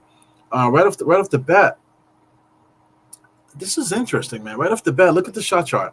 Look at all the X's and O's on the Knicks side. Look at the X's and O's on the Bucks side. They're shooting 53%. We're shooting 37%. Look at the shots. The Knicks put up 51 shots compared to 38 shots. Is that right? So the Knicks put up that many more shots than the Bucks, and we're losing by a lot, losing by 11. So the Knicks need to make some shots. Knicks need to figure out how to make shots, and basically that's the game. If you want to look at it like that, the Bucks only put 38 shots up, and the Knicks put up 51. If the Knicks shot 53% the same like they shot, then we will be beating them right now by a decent margin. So I don't know what's up with that. That's odd. I don't think I've ever seen that many more shots than the other team. You're talking about 13 more shots. They put up 13 more shots. The Knicks put up 13 more shots than the Bucks, and we're losing. How? Let's scroll down to find out some more information. The largest lead for the Bucks is 11 right now. It's currently 11. It's been back and forth now for nothing. But they do have the lead now. Rebounding wise, the Bucks are right on our ass with 26. Usually the Knicks dominate the rebounding battle every single night. So we got to figure that out. We got Mitchell Robinson back, yes, but how come we're not rebounding as good as we were before? 17 assists. That's what they do, man. The Knicks do not pass the ball well. compared to other teams. We've been doing a better job this year. But for the Bucks to get 17 assists, that means the Knicks are not locked in on defense the way that we need to. Steals and blocks are about even for both teams. 5 turnovers for the Knicks, which is right on brand. We don't really turn the ball over like that. Shooting percentages, it is what it is, man. But 51 shots compared to 38 shots, we should be winning this game. So the Knicks are definitely attacking. We are getting shots up. We're just not making them. Credit to the Bucks defense, though. Credit to the Bucks defense because they've been in our ass the entire game. Not giving us any space out there. But the Knicks got to figure out, look at the stats here and figure out what's working, why we're not winning right now. Look at points in the paint. They're leading 22 to 18. We got second chance points, which is interesting, 11 to 8, and then they're getting us on the fast break 7 to 3. So I mean, it comes down to making shots in this game, I guess. But the Bucks, like I said, they're very tall. They just have us like that. We just don't have a good mix of size out there at any time against the Bucks, and that's been a big problem right now. Let's get into the box score. I know we touched on it a little bit. We're looking at the Knicks. Josh Hart only. Listen, I'm not even gonna talk about anything else. Josh Hart with 2 points. OG with 2 points. Hartenstein with 5 points. DiVincenzo with 6. Look who's the leading scorer. Surprise, surprise, 23. Brunson has 23 points in the first half here. So is he going to get 50 tonight? Brunson is going to have to get 60 in order for us to win this game. And that's not fair to him. And I feel like, Doc Rivers, the last couple games, they've been trying to blitz Brunson, get the ball out of his hands. That hasn't been working, because the Knicks do a decent job of passing the ball amongst each other and stuff. But in this game, Doc Rivers seems to be letting Brunson do what he wants and locking everybody else up, and it's working. That's why they're winning. So we got to be prepared for both situations there, But this offense here, allowing Brunson to score where he wants to, and basically locking everybody else up. That's how you beat the Knicks. To tell you the truth, that's how I would play them. Because I'm looking at, like I said, the starting lineup. Josh Hart can't score. OG can't score. DiVincenzo can't really score. And Hartenstein can't really score. You got 4 guys that can't really score. At times, they can show the ability to score. As a team, they're moving the ball and stuff like that. You can find an open man. Guys can finish and make threes and stuff like that. But as far as, like, if they get the ball and the defense is tough, none of these guys are looking to score. 4 guys are not looking to score. It's only Brunson. So if I'm going to play the Knicks, that's how I would try to beat them. Just play defense man on everybody else and on the whole team, and just force Brunson to to score 60. Brunson got to score 60 to beat you now. Take a look at the bench. Miles McBride, fairly quiet, only 3 points there coming off the bench. Precious Achiuwa, completely waste. Not even a full 5 minutes, 4 minutes and 57 seconds, just out there getting cardio. 0 stats to speak of, man. Only a personal foul. And he did put up 1 shot. Mitchell Robinson out there, 4 rebounds, 3 offensive, only 1 defensive. I think Mitchell Robinson, his inability to get a defensive rebound, I think that kills the Knicks too. Because if we play really good defense, if your best rebounder is not getting that defensive rebound, then it's a waste. You know what I'm saying? Mitchell Robinson needs to be able to get on these defensive rebounds to secure the defensive play. Him getting offensive rebounds is all fine and dandy because he's standing underneath the basket. So he's like basket hugging on offense, but on the defensive end, he needs to get these defensive rebounds to secure the defensive play. That's a big negative for our Knicks. As far as Bogey, if he ain't scoring, he ain't doing shit. Right now today, 3 for 5, no threes at the moment, but he has 8 points. He's doing his job off the bench. That's his job. So it is what it is, man. Man, like Mitchell Robinson for all the defensive, offensive rebounds, man, he got to get those defensive rebounds. I can't say it enough, man, because if we're playing really good defense, okay, we lock the team up, now the ball is on the rim, and we can't get the defensive rebound, then what the fuck is the point? If your center is getting all the offensive rebounds, but then the Bucks as a team, the opposite team as a team is getting more offensive rebounds than you, then what's the point? What's the point? So at the end of the season, whenever the season is over, I'm going to be circling certain guys, man, that we're going to need to get an upgrade on some of these positions here. Even though they got us to where we are right now, a lot of these guys, we need to circle them. It works, but we need to get somebody better to do what we need them to do at that position. Yeah, so I'm frustrated there with our Knicks. As far as the Bucks is concerned, I like what Middleton brought to the table. 4 rebounds, 2 assists. Didn't really score too much, but I just feel like his defense and just his activity out there has allowed other guys to get off. You know, Giannis has been bullied. Been a bully driving to the basket. Just attacking our guys. We're not able to do anything with them. 7 for 11. He's just coming at us right now. Which is not a big deal. As long as the Knicks could really guard the rest of the guys, that I don't mind Giannis doing his antics there. But this guy, Brook Lopez, 1 for 5 for 3. Second half, we got to be very careful with that because this guy can get really hot from the 3-point range. And if he does that, then we can't beat the Bucks. Beasley, we kept him on the wraps too. Only 3 points. But he's another guy. If he can start getting those transition threes, then we can't beat these guys. I'm not a fan of Lillard's game. I think that just watching him play there, I think that he's super overrated. Even though he's a prolific scorer, not gonna take nothing away from that. But just in the team concept, the way that he plays, I just don't enjoy the way that he plays the team game. When he's out there chucking and throwing up shots, it's great, I guess. But the team game, he just does not play a good team game. So I'm just not really a fan of the way Damian Lillard plays. Pat Connaughton, I thought he played really good defense. Didn't really contribute stat-wise too much, but off the ball, he did a really good job. Bobby Portis, loves to play good against the Knicks. 4 for 7 for from the field. Only 2 rebounds and 1 assist, I believe that is. But I'm thinking about you, Bobby Santiago. But Bobby Portis, man, he loves playing against the Knicks. Crowder is basically he might be done. He has 0 points. He does have 3 assists, but Crowder I think might be too old now. He hasn't really been contributing too much out there. Take a look at Crowder. 6 points for the season, 3 rebounds. He's 6'6", 33 years old, 235. You can see in the face he looks a little chunky. So maybe he might be this might be like the swan song for Jay Crowder.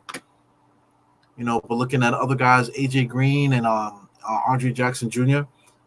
That's a lot of guys off the bench there. You got 1, 2, 3, 4, 5 guys off the bench.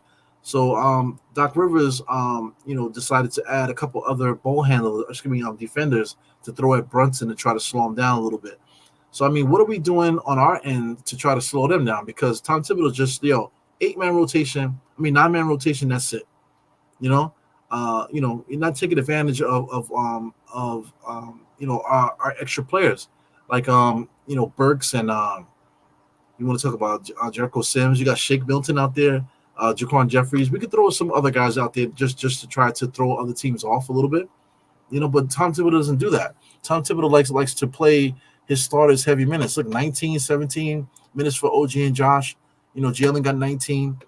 All of our starters are going to get burnt out, and we don't take advantage of our bench enough. To just give guys 2-3 minutes just to cause havoc out there to put a little bit of pressure on our opposite team. We just don't do that. We don't take advantage of that.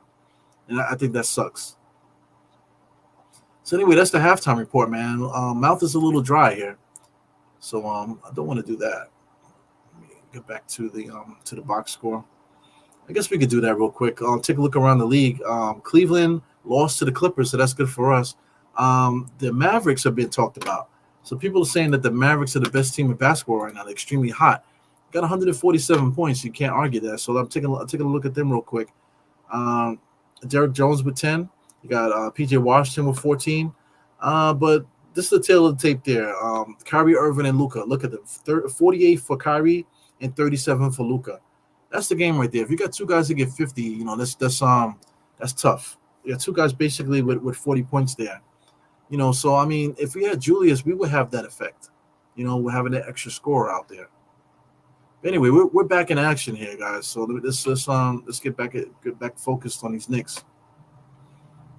So nobody scored here. It looks like Hartenstein might have scored there, 52-61.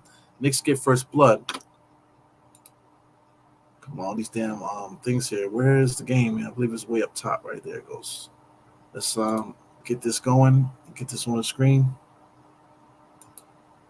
Watching the Bucks. The Bucks put up a 3. That's a stop. That qualifies as a stop. Here comes the Knicks, full head of steam. Josh Hart, top of the key, over to OG. OG fadeaway, foul line extended, knocks that down. So the Knicks are pouncing early on here. 4-0 run to start the second half. Here go the Bucks walking slowly. I don't like Damian Lillard being met so far away from the three-point line. Pat Connaughton there gives it over to Giannis. So OG's giving him room. Here comes Lillard, comes around the screen, gives it to Giannis. Giannis sets up to post up and then turns around to shoot a jump shot. So that qualifies as 3 stops there by the Knicks. Here goes Josh Hart, full head of steam. He tried to take advantage of the fast break. OG going to get a transition three-point shot. He misses that. He didn't set his feet. Here comes Giannis trotting up the court there. Kicks it out to Dame. Dame behind the back there. Three-point shot, fadeaway.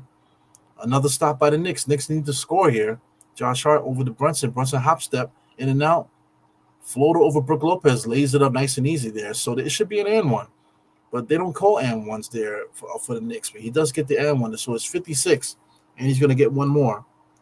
56-61 at the moment, guys. So I don't know what happened here. Am I caught up? Did they catch me up closer to the game here? So Brunson just scored. He's going to get a free throw. Give it to me, baby. Shot is up. Looks like he's going to miss that short, man. Hartenstein tried to get it, but it went out. It will be a Bucks ball.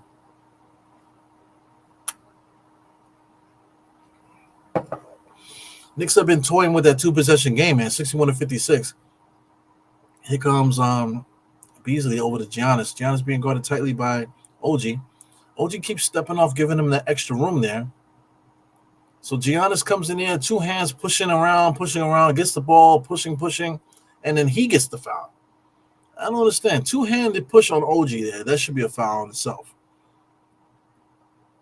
But it's not a shooting ball. Then when he gets the ball, he's pushing on the way, and then, it should be an offensive foul. But, hey, he's a star, right? Here goes Beasley coming across the screen for a 3-point shot. So that gives him 64. Every time the Knicks cut it to a 2-possession game, the Bucks are able to get a couple threes in there to push the lead up. Hartenstein now top of the key. Brook Lopez is disrespecting him way deep in the paint there. So who is Brook Lopez guarding? Do they call it illegal defense anymore? Knicks turnover there. That was a stupid turnover there by Brunson. Here goes Giannis full head of steam. Hartenstein trying to stop it. And they're going to call a foul there. So, I really don't like the way the Giannis plays. It's not my favorite game. Look at Hartenstein want to punch the fucking referee, man. Fuck that referee. My thing is, it's extremely frustrating to be playing hard, and then you see like a guy like Giannis just ramming into you. Look, Brunson, he didn't get a foul call there. And look at Giannis just ramming in there, his whole body sidelines, throwing elbows, pushing guys to the ground, and then they call a foul on you. How the hell could you play like that? I'm still freezing up here. Let's take a look at Instagram. So a couple people popped in on Instagram since I've been looking. Maroon Sounds was the last guy to pop in. Here goes Andre the Great. What's up, man? He says, let's go Knicks. Damn, come on, Knicks. Knicks will win this game. Come over to YouTube, man. You're on Instagram and stuff like that. If you want to hang out with me a little bit, come over to YouTube. You can get down on the chat and stuff. Shout out to my moms. Nuke 347. RJ Frieds there, whatever that is. And then the Dugout. Shout out to the Dugout. The Dugout is associated there with Maroon Sounds there. Yeah, so hey guys, I'm gonna see if I gotta write you guys down. I have another pod, man. Shout out to the Front Stoop. We do interviews with up and coming artists and stuff. So gotta put you guys in the mix there. I'm gonna see if I can try to contact you guys as far as hip hop podcast. It goes OG fakes the 3 there, drives on the inside. He should have hook shotted it, gives it into Dante. Dante gets the 3. But I don't like getting all the way to the basket and then kicking out to the 3 when you have an easy bucket. I feel like guys should just score that. But everything is a 3-point shot. I see some new guys popping in the chat there. I'll get you guys in a second. Thank you guys for contributing. Let me scroll up so I can say what up to you guys.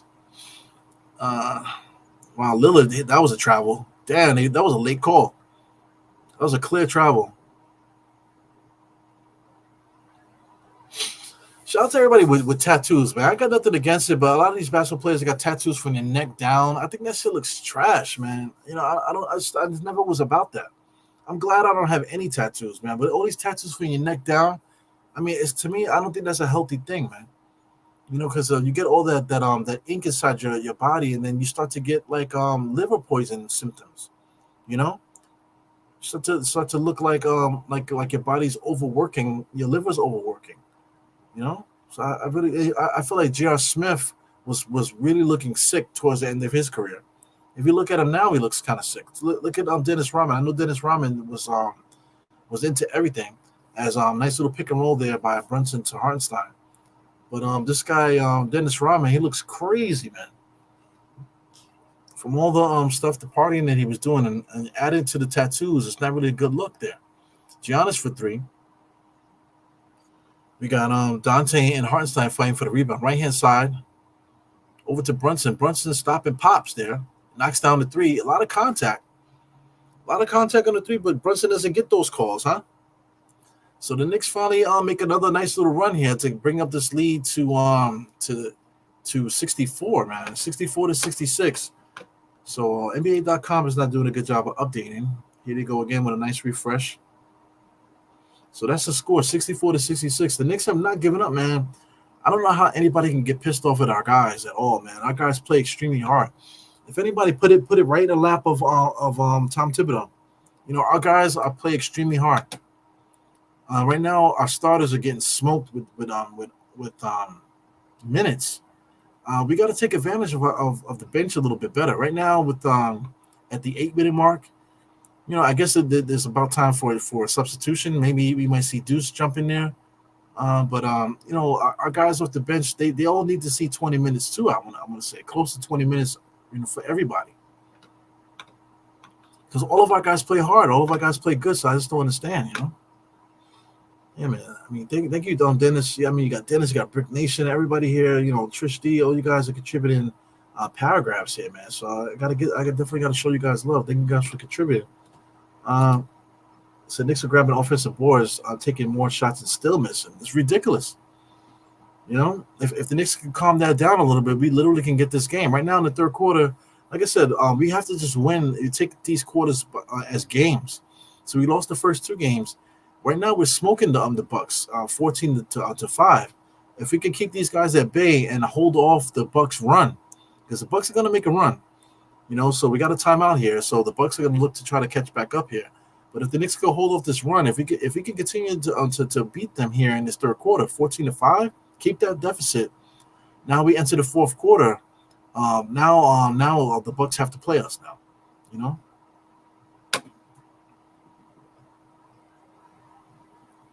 Chicago Bulls? Yeah, it does say Chicago Bulls. What the fuck? So let's fix that. Why does it say Chicago Bulls? Adios, mio. It says Chicago Bulls, but people still in here, so I definitely appreciate you guys. So let's fix that.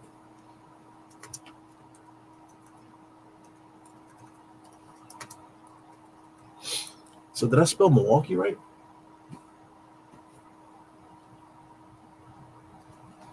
Yeah. I think I spelled Milwaukee right. Milwaukee spelled with a AU, right? All right, so let's get this together. Hopefully I spelled Milwaukee right. I'm not really the best speller out there. All right, so luckily we're here at a commercial, but we're about to come out of it here. So let's fix this.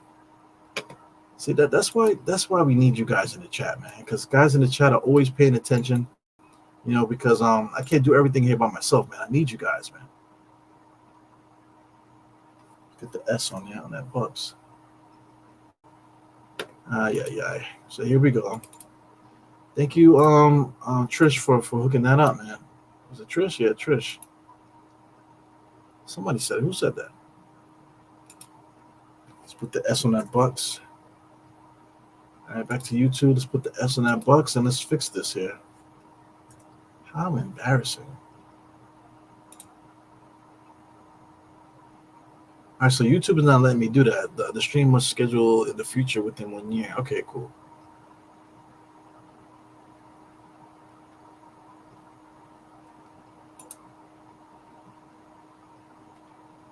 So I don't know what's up with that. So YouTube won't let me change it. I'll change it manually when I get a chance.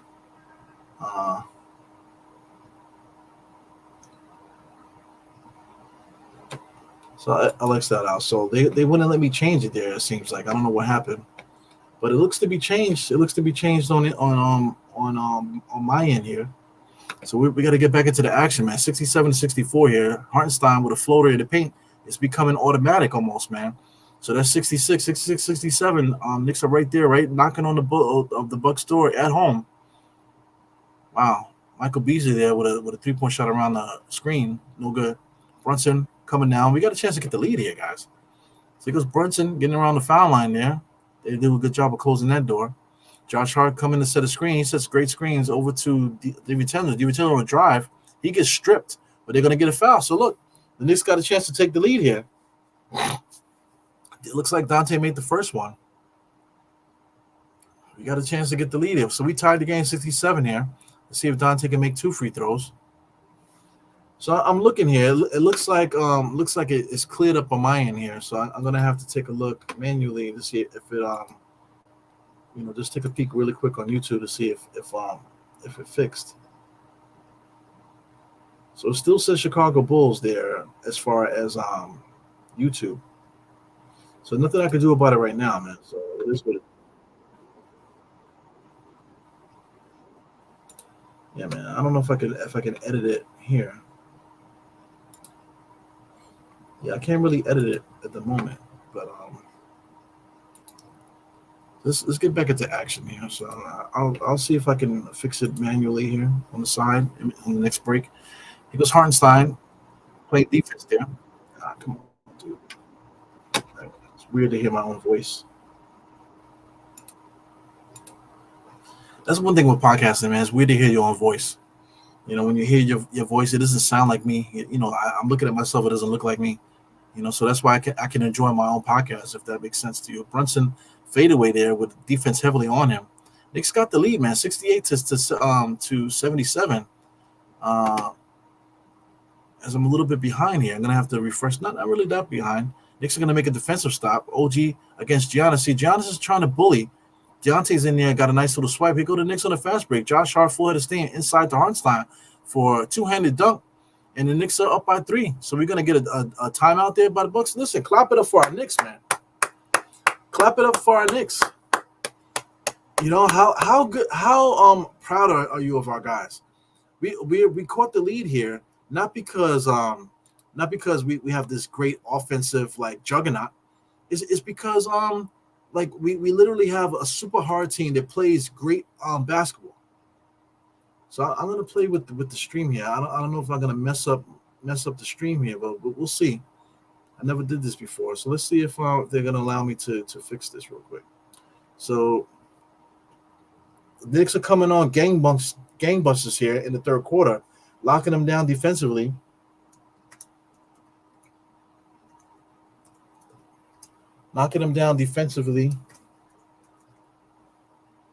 And I'm scoring the ball here. So let's see if they allow me to fix this. Okay, let's see if they allow me to fix it. I just hit save, so yeah, so I think that fixed it, guys.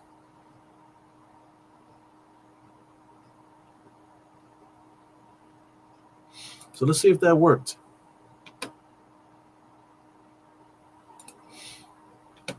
I don't know if you guys can see it on your end. I'm checking it out now, and I did fix it. It says at Milwaukee Bucks, man. So thank you for the heads up there. Definitely appreciate you guys. So this is what I'm looking at, man. Shout out to everybody that's paying attention. And this is Diehard Knicks on YouTube. So please come over to YouTube. That way you can get involved in the chat. On Instagram, I have to manually come on the other side. Instagram is actually taking away a lot of my computer's power here. Trying to show love for you guys on Instagram, man. But if you guys will come over to YouTube, you definitely can get involved in the chat and stuff. This is all the watch-alongs. I do it for every single game, man. Do it for every single game, every Knicks game. So people say, "Yo, do you even watch games, man?" I watch every single games with you guys, with the people. So every single game do a watch-along, unless I'm working or unless I'm sick or something like that. But even if I'm sick, you'll see me on this thing. Every once in a while, I'll see if I can get some shorts going. These are some old podcasts, as you can see. A couple old videos and stuff here, regardless. So, interview series. I got to get the interview series back up. Now, I will be doing that as soon as I get a chance, man.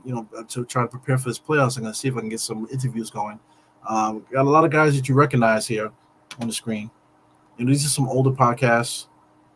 And these are some other channels that I have here. I got Die Hard Marvel, Die Hard Liberty podcast. I got a Die Hard Marvel channel, like I just showed you. A couple other things I would like to do. Of course, the Front Stoop I'm affiliated with there too. I got a show is going to be coming soon, man. So tune in for that. I'm going to be doing a weekly show on the Front Stoop, also, to coincide with this Die Hard Knicks stuff, man. So definitely appreciate you guys supporting. So we're back in action here. You got Giannis spins and throws it up there. I'm surprised they didn't call a foul. They give him a foul every single time he drives, man. Josh has it. 22 seconds there. He's still talking to the refs there. Get across the timeline. Trying to set it up. Finds Hartenstein. Ooh, Josh Hart made a nice cut. Good defensive play there by the Bucks. But I mean, Hartenstein with that floating left-handed shot is becoming patented, man. I feel like he doesn't miss that too often. 72-69. Knicks are up, man. Knicks are up by 3. Bobby Santiago, top of the key, being guarded by Hartenstein. Here we go, Giannis on the inside against OG. Spin and fade away. Wow. That's not a good shot for him. Giannis. Here goes Brunson coming down. Brunson crossover. Picked up by Bobby. He's going to put Bobby in the mix. Oh, man, big time crossover there. Fade. Oh, my God. Did you see that? He faked the crossover, and then he crossed it with the opposite hand. He faded. Look, oh, come on, man. Come on. He faded up with the left hand, and then he let it drop, and then he crossed it over with the other hand. Come on, man. He goes Giannis all alone there. Cross court pass no, that's Crowder. Crowder on the drive. Garbage. There was Bobby with a tip in there, but this guy, Jay Crowder, is a shell of himself, man. He never was a big-time scorer to begin with, but now he's basically done, it looks like. Really, he had a good career, man. Definitely had a lot of fights in the NBA. He'll be known for that. Hartenstein now. Bobby Santiago. I mean, I'm thinking about you, Santiago. Bobby Portis there on a drive. OG might have touched the out-of-bounds line. OG can't finish on the inside, man. Got to make these shots. Here comes the Bucks. So the Bucks got a chance to cut into this lead here. Transition three-point shot by Beasley. No good. Giannis in there is able to get the rebound. Here he goes inside. Knicks have no match in there with OG there. No match. 74-73. This guy Giannis, man, you got to give it up to him, man. You want to talk about athleticism and physical specimen? Dude is extremely strong out there. Plays extremely fast, extremely wild. This is extremely wild. You just can't fuck with him, man. And then he doesn't get tired. Super strong, man. On the inside, you got Brunson trying to stop the layup there. We have nobody. We have no big man inside. You got Brunson jumping up to try to block a Giannis layup. You believe that? Anyway, man, it's crazy. So good to see here, man. The Knicks are up by 1. Right now, Brunson with 30. You got Hartenstein with 15 points, man. So Hartenstein came on here in the second half here, 15 and 9. 9? Why did I say 9 like that? 15 and 9. Got 1 assist, no blocks yet. 7 for 8. Josh Hart with 2. He does have 8 rebounds and 7 assists. So Josh Hart is a big part of what we do, on offense and rebounding wise. DiVincenzo's still quiet, only 11 points, 2 assists. Our bench guys still haven't made an appearance yet here. So Tom Thibodeau's going to blow our starting lineup out in the third quarter. If you're going to get a substitution, I think now would be a good time. I see some guys going to the scores table. Got Mitchell Robinson coming in. Brunson is still out there, though. It's like we almost can't take Brunson out the game, which is not fair to him. Definitely not fair to him. Not for nothing. Knicks have guys on the bench that can actually play point guard and stuff. You talking about Shake Milton? You talking about Burks? Like, why isn't Burks in this game? How come we can't get Burks in this game? I don't know. Josh cross court to DiVincenzo, wide open. Give it to me, baby. Knocks down a open three. So that's what we need to get Dante open on these threes here, man. He's been they've been forgetting about him a little bit. He was wide open there. Over to Damian Lillard, a lot of stumbling there. Beasley, good defense by Brunson. Giannis has it now. He's going to face up. Nope, he turns around, gives it to Damian Lillard. Good switch by OG to find Bobby Portis there for open three. He knocks that down. So that's one thing the Knicks don't have there. Precious can't make that three. Our big man can't really make that three. Bobby Portis there, for the perimeter. Brunson, always plays games with that half court violation. Dante back to Brunson. Brunson on the elbow. He's looking. Gets it over to Josh Hart against Giannis. He drives around him, fakes a shot. Giannis falls to the floor, and Josh blows the layup there. So listen, man, Josh Hart is fearless. The guy is massive. Just has a height advantage. Doesn't mean strength advantage. Definitely has a height advantage. He drives. So he wants to argue with the refs there, but he jumped in the air, and Josh Hart was underneath him. So there's nothing to argue. But guys want to argue everything, man. Guys never commit fouls.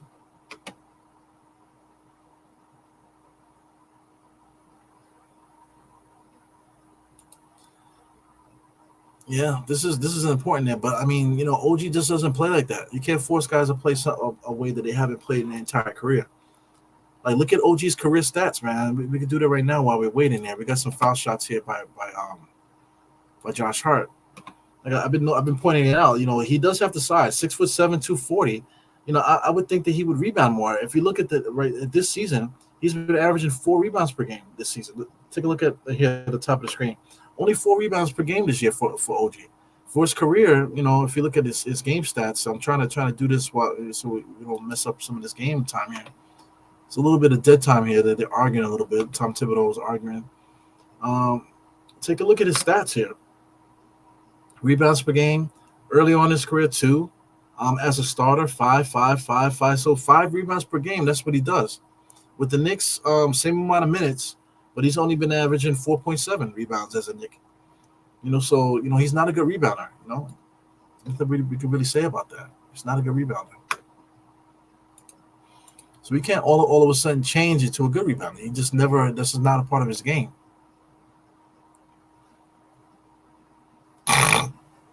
So you have to pay accordingly, man. Are you going to pay for a guy that's going to average about 15 to 14 points per game? You're paying him to play defense, which he is a good defender. But how good of a defender is he? Are you going to pay him $100-something million to play defense? And he don't rebound, and he doesn't try to get his own shot? I still like the trade, though. I'm not saying that I'm trading RJ and IQ wasn't worth it. I think it was worth it. Josh Hart for the corner 3 there. So the Knicks are got a lot of confidence right now. Doing a good job passing the ball, making tough shots now. Here goes Lillard on the drive. Mitchell Robinson is a dick. Mr. Robinson was following Damian Lillard, but he got his hands up because he doesn't want to foul. But then he allows Damian Lillard to get an easy layup when Mitchell Robinson could have easily ate that up. Here goes Brunson. Oh, my God. Coming around the screen. Brunson's going one-on-one against Giannis. He drives right past him and laid it up. Got it on the rim, and he made it. So, I mean, Giannis, as strong as he is, guys are not afraid to go at him. Goes a corner 3. Bobby Portis again for a corner 3. So Bobby Portis can hit that 3, man. So that's an advantage that they have, that the big man can sit out there and just shoot the 3s. So that takes a lot out of your team, man. When you got your big men on the inside fighting for rebounds, and then meanwhile their big men are just chilling out by the 3-point line. So Brunson is going to get a foul. I don't know if that was a 3. Is he going to get 3 for that? So Brunson might have jammed himself up a little bit. So he got a little bit excited there, so he just apologized to the ref. So he got underneath his feet there. So yeah, man. So that will be a 3-point shot. So Brunson is definitely getting attacked, man. This guy is extremely strong, bro. This guy is a bull. Yeah, so it was Trish, man. So thank you, Trish, for the heads up, man. Definitely appreciate it. Got some paragraphs here, man. Here goes Trish. What's up? It says Knicks have 11 offensive boards, Bucks only 4. Knicks can't buy a basket. Yeah, man. Yeah, we're getting a lot. We're getting a lot of shots, but we just haven't been able to score them, man. So it's weird, But right now we got the lead. Now Brunson just extended it to 3. We got a chance to get it up to 4 here. Mitchell Robinson is bothered. Hartenstein took his spot instead of playing his way back into the starting lineup. I say trade Randall and Mitch, 3 first-round picks for Donovan Mitchell and Mobley in 2 seconds. I don't know if they'll do that, man, but I like the action there. But the thing is, we have Julius Randle's replacement on the roster. His name is Precious Achiuwa. But I mean, Tom Thibodeau forgot about him. So here we go right now. Like our starters are getting a lot of minutes, and Precious is still sitting on five minutes. Like, why isn't Precious getting minutes now? I just don't understand. Why is he so far out the rotation that he can't even get into a 9-man rotation right now?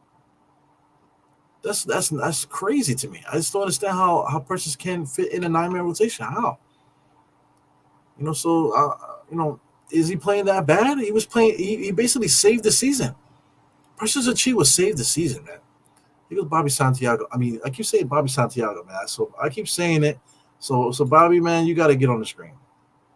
I've been saying your name so much, man. I got to put you on the screen. You got to hang out with me, man. So there we go. Bobby's hanging out with me until I can stop saying his name. Yeah, but Bobby San, there he goes again. Shout out to Bobby San. Bobby Portis is definitely the X factor there for the Bucks. We can never find him.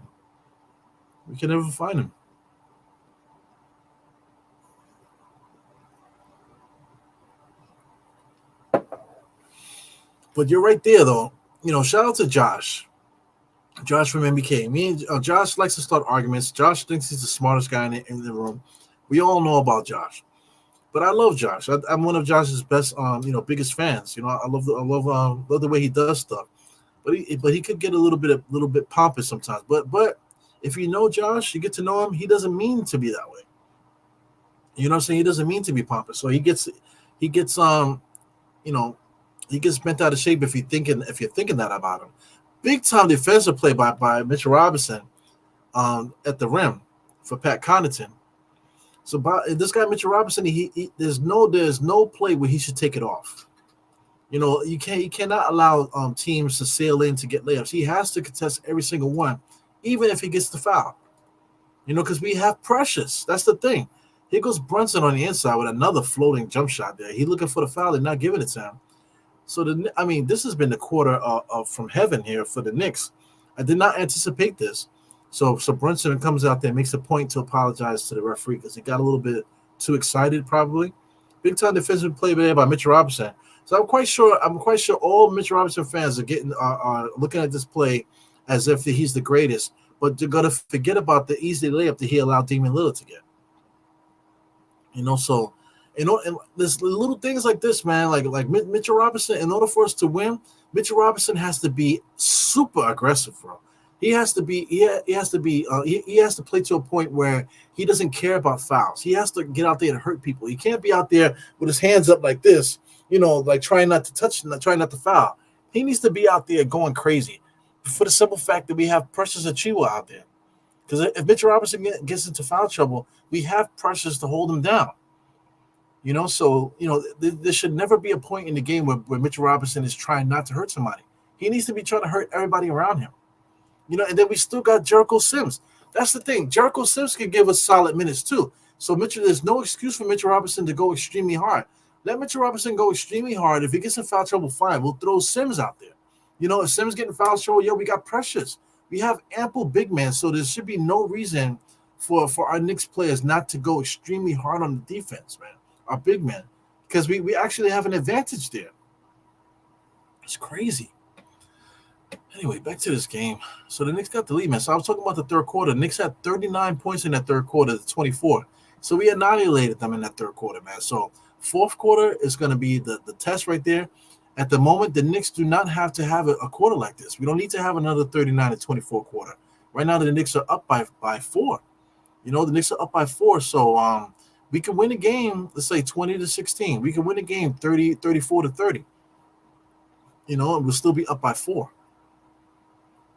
You know what I'm saying? So say like 27 to 23, like that. We don't necessarily have to go crazy like that, but just keep it smooth. Everything. Back and forth. No, excuse me. We don't have to do that actually. We just need to. It could be 20-20, 30-30. Even if we lose the quarter, say it's 32-30, we still win the game.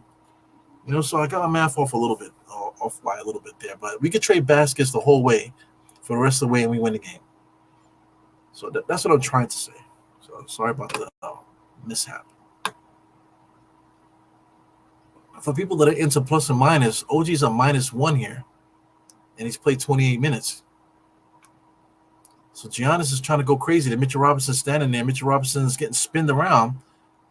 and then tapping and whapping. And Mitchell Robinson, like I'm trying to say, but there's no reason why Mitchell Robinson shouldn't be so over aggressive. But Giannis was bullying him there.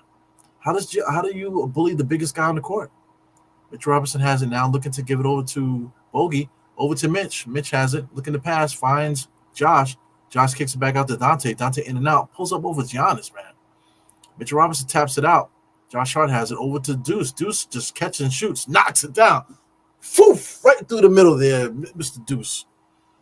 I love it, man. So Deuce comes off the bench, hasn't played in a minute, knocks down a three right away. So we gotta take advantage here of these guys coming off the bench, man. Where is Precious? Is he hurt? Giannis now just gonna drive right to the basket. There goes Mitchell Robinson with the block. Is that a goaltend? Nope. So I mean, Josh Hart is not afraid. Look at Josh Hart still there, even though Giannis is throwing the elbows and stuff like that. Josh Hart is still there. Look at that, just throwing all those elbows. How does Giannis get away with that? He drives and he throws elbows after elbows. Shout out to Knicks Nation 112, man. Thank you for hanging out. I was trying to say what up to guys that are popping in here. Yeah, so thank you for popping in. Someone else there. Terrence Mosley, there you go. Terrence Mosley in the place. What's good, man? Damn, man. Knicks every fucking game, right? But the Knicks are up here. Knicks have a good chance to win this game. Deuce escaped the defense. Comes in there, full head of steam there, left-handed layup. He gets knocked to the floor. No contact, I guess, right? No foul. Even though he's laying right next to the Bucks defender, huh? Here goes Bobby. Bobby being guarded by Mitch. He's going to pull up. He pulls up off the front rim there. Try to slap it out there. But, Crowder tried to save it, but Deuce never gets up on the ball. Here goes Bogey. That would have been a nice transition play there, but Bogey's going to hold on to it. Looking to give OG the ball in the paint there. So OG faces up. So OG's looking to do something. Who just cut there? Is that Deuce? Deuce just cut? But he misses the shot there. I'm hard on Mitchell Robinson. Mitchell Robinson, strength-wise and fighting-wise, I don't give a fuck. Him against Giannis, it shouldn't be like Giannis bullying him. Mitchell Robinson should be able to kick his ass. But Mitchell Robinson only likes to bully smaller players, man. He goes Pat Connaughton for three. Is that Pat Connaughton or the other kid? You got too many white guys on the Bucks now, man. So I believe that's the AJ Green guy. So here comes Bogey. Bogey over to Dante. Dante back to Bogey. Bogey's dribbling here against Bobby Santiago. Lord have mercy. We got to stop playing the drinking game. Every time I say Bobby Santiago's name, we should take a drink. So a big-time shot there by Bogey, baby. And the Knicks are coming away now. So how are the Knicks up by 10? Like, judging by the first half of the game, I'm quite sure a lot of Knicks fans turned the game off in the first half, cursing and everything like that. But through the perseverance, man, the Knicks are actually up by 10 to the Bucks at home. So, I mean, we were down. I was down. We all were down. If you scroll back on this chat, man, we all was down on the Knicks in that first half. You know what I'm saying? But, I just noticed there that we put up way more shots than them. So the game came down to us making shots. We put up, 51? 51 shots in the first half. The Bucks only put up 38. So we put up 51 and they put up 38. So it's a matter of the Knicks finding the basket, being able to get the ball inside. So that's incredible, man. Oh my God. Shout out to Cully in the place. What up, Cully, man? Yeah, we coming back, bro. Yeah. I'm looking. Gotta catch up with this chat, man. Oh, look at this. We got Reginald Prophet. Shout out to you. For Montreal. Yo, shout out to Montreal. Montreal is a beautiful city, man. I've been to Montreal a couple times, man. Montreal, I've been wanting to go to the Jazz Fest so bad, man. But I don't know if one day I'm going to think about it, and I'm going to try to get to Montreal for that Jazz Fest, man, so we can try to enjoy some the good scenery and stuff like that. I know you guys have like a flower festival or something like that, or you're just known for that or something like that. But anyway, Montreal is a beautiful city. For anybody that wants to try to get out there, just for the weekend or something like that, or maybe just to go out there and experience Canada a little bit. Montreal is a really good city, man. You want to talk about nice people? Walking down the strip and shopping down the strip. Even going to, like, I went to a Knicks game there in the preseason. So even going to the Knicks game, it was nice. It was just nice, nice experience. I know every city has crime, every city has their own issues and stuff. But I just thought that Montreal was just beautiful, man. The air is good up there. The city is clean. They have like a really great observation deck. It's like up on a mountain kind of, and you can overlook the whole city of Montreal. It's beautiful, man. A beautiful, beautiful, beautiful city, man. So I got nothing but respect for Montreal, Canada. Shout out to Vancouver. Vancouver's dope too, man. Vancouver reminds me of Vancouver's kind of like I never been to Detroit, but looking at Detroit and looking at Vancouver, it kind of reminds me of the same kind of feel. A lot of hip hop, a lot of graffiti and stuff in Vancouver that I noticed. Vancouver's dope. Well, Toronto's dope too. Toronto got a lot of West Indians in Toronto, but everything is pretty chill. A lot of beautiful women in Toronto, man. No shit. Anyway, back to the game. You got Bobby Portis over there. Damian Lillard finds at the top of the key being guarded by OG. I mean, Dante DiVincenzo was guarding Giannis underneath the basket right now. In and out there. And then Dante gets the rebound. What is going on here? Giannis could not get the ball inside against Dante. And then Dante gets the rebound on him. Lord have mercy. We have some different players on our team. Here goes Bogey, fakes the three, gets into his office, foul line extended, knocks that down. Bow, bow, bow. So listen, this guy, Bogey, his office is foul line extended. We need to start running plays for him the same way that the Chicago Bulls run plays for DeRozan, because I feel like he can make those shots all day long. So right now, Bogey got 13 points off the bench. He's scoring a point a minute. Here goes Dante. So the Knicks got the little, swinging the ball left and right here. Mitch Robinson gets the ball. They got a little bit too tight there. So it ends up being almost a turnover, but it's still going to be Knicks ball. But, man. Unbelievable. Knicks are clicking, baby.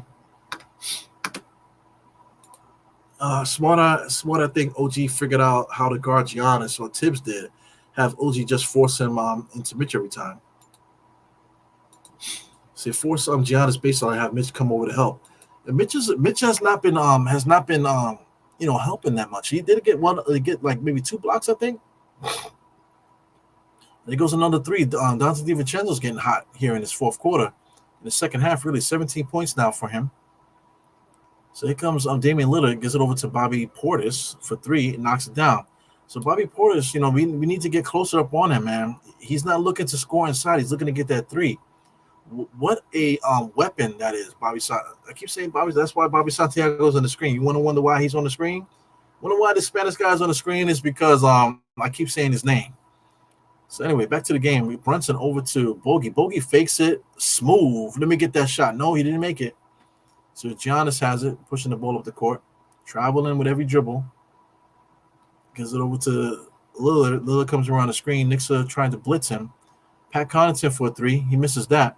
So that's how the Bucks can win on you, man. They got a lot of good 3-point shooters. They tend to get them open too. Brunson on the tight drive, looking to get the foul there, but it's going to be Knicks ball. They swiped it out. So yeah, man. How's everything going with the wedding, man? I know you're gonna get married soon, Santiago, man. You're gonna get married soon. How's everything going? I know you're trying to get the weight down and stuff. How's everything going with that? He goes Brunson on the inside. He's gonna get the foul. So man, we are up by 10. How?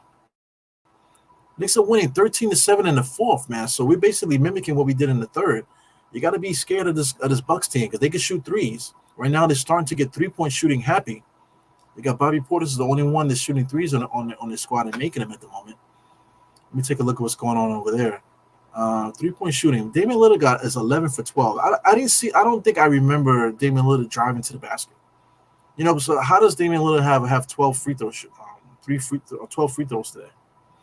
So anyway, Bobby Portis got 3 for 4 from 3, and basically everybody else. Brook Lopez 1 for 5. He hasn't attempted a 3-point shot in the second half yet. Damian Lillard's 1 for 6. Pat Connaughton is 0 for 3, and AJ Green is 0 for 2.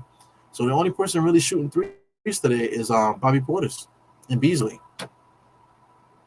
So anyway, the Knicks have a 12-point lead, guys. What is going on here? Do I gotta refresh this? Let's refresh that. So here we go coming on. They're gonna call us a bullshit call here on Dante here. Anything to stop the momentum, right, refs? Anything to stop the momentum. I can't believe the Knicks are up by 11 now. Oh man, look at this. Bobby Santiago said, yes, sir, down 37 pounds, man. Working 2 jobs, down to 56 days till the wedding. Oh, man, that's excellent, bro. Excellent, excellent, excellent. 56 days to the wedding, 37 pounds down. Unbelievable. So keep it up, man. You know, stay healthy, stay positive. I know you're working 2 jobs to try to pay for everything and stuff, man. You know, but when it comes down to it, when the wedding day comes and, the week down to it, the days leading up to it, and the wedding day, man, please enjoy it to your fullest, man. You know, shout out to my camera. My camera is flaking out on me. I got a lot of windows open. I need to close some of these fucking windows. Let me get rid of this. I don't need that up. It goes on Giannis. Giannis shot it. He was trying to miss it because he was trying to get his own rebound, but he ends up making the free throw. So I'm looking at 104 to 95. Here comes the Knicks. Knicks are going to come down. We're basically going to turn this over. So Mitch Robinson sets a screen. Brunson doesn't take it. Mitch Robinson getting caught in a moving screen a little bit. Mitch Robinson gets the rebound, but he can never secure it because he's never in position to get it. Here comes Giannis. Giannis does a spin move there. Baseline. Looked like he traveled. Here goes Bobby Portis with a 3, another one. So Bobby Portis, he's a power forward, but he's out there shooting like he's Steph Curry out there. I just found another blister on my foot, man. It's getting old, man. You're getting old, Bobby. Mr. Bobby Santiago. When you get old, man, you got too much weight on you, moving around too much, walking around with work boots and stuff like that, you get a lot of blisters. So I got a blister between my pinky toe and my ring toe, kind of. I had to pop that one today. Right now, I feel one on my right foot. My left foot now, underneath the big toe. I feel one. I gotta do some inspections to see what's going on with my feet. Unbelievable. Yeah, man. Like I said, right now he has 15 free throws. How does Damian Lillard have 15 free throws? Like I'm watching the game and I just don't understand what he's doing for him to get 15 free throws compared to Brunson. He has 23 points right now. Basically, all his points are from free throws. But if you look at Brunson, he's 9 for 11. He has 11 free throws himself. But the way that Brunson plays, Brunson should have 20 free throws a night the way that he plays. You know, he should have 20 free throw attempts every night because he's always going to the basket, always cutting to the basket, always getting contact. He never gets the foul. But guys like Lillard, who doesn't get contact at all, but he has 15 free throws. How? That has to be explained. I don't get it. So let's say if you could cut half of those, because 15 free throws is excessive, man. So I mean, give Damian Lillard 7 free throws or 8. So now you're cutting off 7 points off the board. So cut 17 points off the Bucks, and we're blowing them out. So that's the game. 15 is excessive, bro. So I mean, give because they basically shoot. Well, let's say if you gave Brunson the free throws that he deserves, get him up to 15. So now you're talking about 4 extra shots on the ball, and now we're beating them by 10 easily. They're starting to come back on us, man, but they will be coming back from being up by double digits.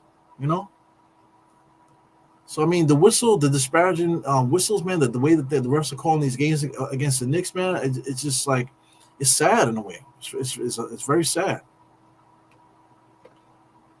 So we're at a timeout right now, so that's why I'm talking my shit a little bit. Unbelievable.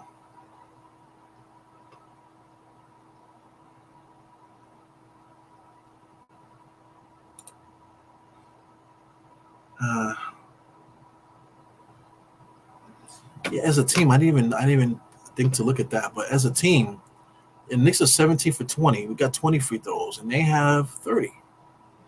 I don't think the Bucks are playing harder than the Knicks. I don't think that the Bucks are driving to the basket harder than the Knicks. I don't think so. The Knicks are putting up more shots on the field than them. Look at Dante on the way inside. A lot of contact there. OG fakes the 3-point shot. On the drive, they're up and under. Misses the layup. He got contact there. He's on the floor. Plenty of contact. No foul call. And here goes the Bucks on transition. They weren't able to get that transition three there. There was contact there on the rebound. So let's play that game. Here goes Brunson on a drive. Again, he gets contact, no foul call. Here goes OG for a three-point shot, misses the front rim. So the Knicks are not taking advantage of our scoring attempts there, but literally 2 plays there by the Knicks, there was contact there. Even on the defensive end, we got contact. Here go the Knicks. The ball on the line. Brunson OG started it. Brunson was able to clean it up. Here goes Brunson on the inside. He gets touched. No foul call. I guess he was a block shot, but there was a lot of contact on the arm there. No foul. So that's 3 straight plays there. 4 straight plays there where the whistle could have been blown in the Knicks direction. So here goes Bobby Portis again for another 3. Wow, man. If he made that would have been crazy. So here comes Brunson now. So I'm definitely behind by a lot, guys. So I'm down by a lot. So let me see if I can catch up. Hartenstein with a floater inside and makes it. Hartenstein, when he got it going, man, he does not miss that shot. So let me see if I can refresh the thing here because the Knicks have caught up a little bit. The lead is back up by 10. I'm looking at it now.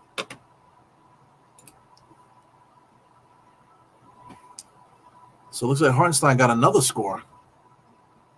So Hartenstein are either bogey just now. I just missed it. So we have 108 to 98 here. Wow. Bobby Portis just floored Dante. No foul call. Just bodied him. Pushed him straight to the ground. No foul call. That should have been an illegal screen. They are literally not calling anything on the Knicks side. Big time play there by Hartenstein. Wow. Dove in there for the ball. I'm surprised they didn't call a loose ball foul. So Bogey was able to get that layup there. So thank you for the Knicks replay crew because I totally missed that shot there. So the Knicks are going to go up by 12 here. I'm looking at Brunson. Brunson being guarded by Damian Lillard. Dribbling. He's driving hard to the left there. He gets contact.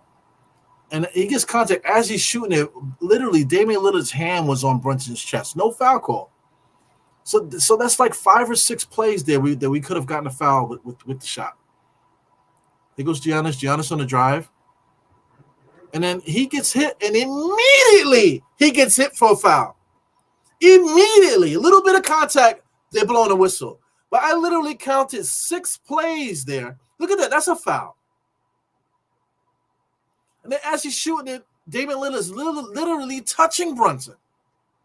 And then Giannis drives, initiating the contact, and then they call a foul on the Knicks immediately, without no questions asked.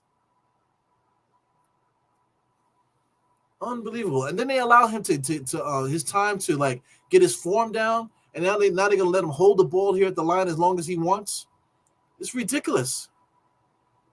Shot is up, he knocks that down. So I'm not bugging. I'm not bugging. I paid attention to it literally 6 times at least. The Knicks could have gotten a foul that we shouldn't have. And then on the opposite end, Giannis drives, initiating all the contact, throwing elbows, and he immediately gets called, gets the foul. Unbelievable, man. In the meantime, as I'm talking my shit here, they just pointed out that Brunson got another 40-point game. So we got enough time. Brunson might get 50 again today. Here goes Brunson coming up the court here, coming across the timeline, always taking his time with that. He doesn't take the DiVincenzo screen, so now they're blitzing him. DiVincenzo has it. Inside the Hartenstein, floater, a lot of contact. I'm surprised they gave him a foul. A lot of contact. I feel like they had his fingers in his mouth. So, I mean, you have to make penetration on a Knicks player in order to get a foul call.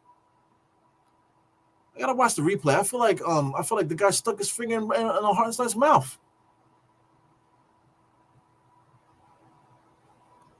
Yeah, man. This has got to be said here. People saying that Lillard and this, that, and the other, he got his own shoe. Brunson's not marketable. He's not a star player. And meanwhile, quietly, 41 points, and he's getting his ass whipped on the free throw line, but not getting any calls. Like, it's so crazy that Brunson should have like literally 20 free throws a night. Here goes Damian Lillard on the drive there. That's the first drive I noticed. Kicks it out to the center for 3, and the center shoots the 3 and knocks it down.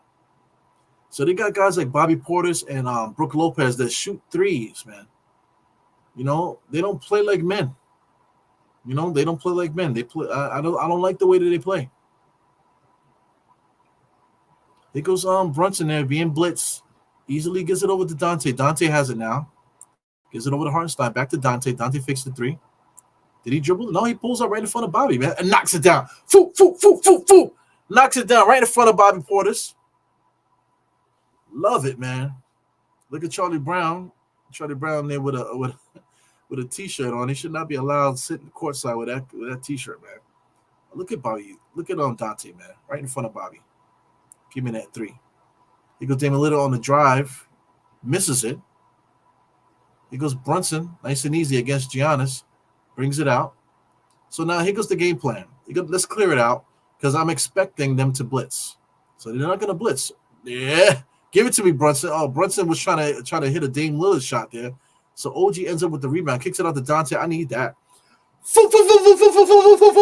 Another 3-point shot there by Dante. Here we go. 117 to 103. Blowing this Bucks team out in the fourth quarter here. 2 minutes and 36 seconds. The Knicks playing against the Bucks. From the first half that we were down in the first half, I never thought the Knicks were in trouble. You know, to tell you the truth, I thought the first quarter we were in it. I wasn't worried about it. I said, well, the Knicks weren't getting blown out in the first quarter, so it's not like any other game, like before, where the other teams were taking advantage of us and we were getting smoked in the first quarter, and then we ended up losing the game. I didn't have that feel. I didn't have that vibe. Second quarter, the Knicks actually had a chance to take the lead, but a couple of plays there at the end of the second quarter ended up with the Knicks getting that deficit 30-25. Tom Thibodeau, give credit to him because we were shitting on him in the first half, not being prepared for the game. But for some reason, at halftime, the Knicks are always able to make those halftime adjustments to be able to come back and pounce on these teams here. So credit Tom Thibodeau in the halftime meeting or whatever they were doing at halftime. They got it together in the third quarter, 39-24. So here we are going to repeat it now, 28-18. Still got a lot of basketball left in this game here, 2 minutes and 36 seconds. But, it's been night and day, first half and second half. So give Tom Thibodeau a halftime, he can get things back in order. But we can't continue to play like this, though, man. The playoffs is coming. We got to get it together, man. Definitely got to get it together. Yeah, Doc Rivers, he did a good job of saying, listen, we're going to let Brunson do his thing. But second half, the Knicks found the other players there. So literally, Hartenstein scored all his points in the second half, just about. Same thing with Dante. Dante scored most of his points in the second half. Bogey, too. Another turnover by the Knicks, man. So the Knicks turn the Bucks over again. So here comes Brunson coming down court. The Knicks play some great defense, good offense. Brunson just spins around, kind of to inside for the patented left-handed floater over traffic and gets it. 19-103, man. We are up by 16 with 2 minutes left, man. This is incredible. He goes, their centers standing by the three-point line. And there goes Giannis. Giannis just trying to force it and lost it. Here he goes. Now Brunson is guarding him. He picked up his dribble. Somebody got to come help him. Damian gets it. Inside to Giannis. Finds Pat Connaughton for three in the corner. He knocks that down. So these guys, the way that they play a sucker style of basketball, man. They have their shooters out there waiting for the ball to get shot out to them. Meanwhile, the Knicks are fighting on the inside as a team. Here goes Dante. Gives it over to Josh. Josh back to Brunson. 2 hands on Brunson. Josh has it. Wide open three-point shot. Are you going to make it? Nope. Giannis with the rebound. Like I said, we got to be humble. We're up by 13. Here goes on the Bucks trying to find their shooters there. So 2 back-to-back threes. We need a timeout.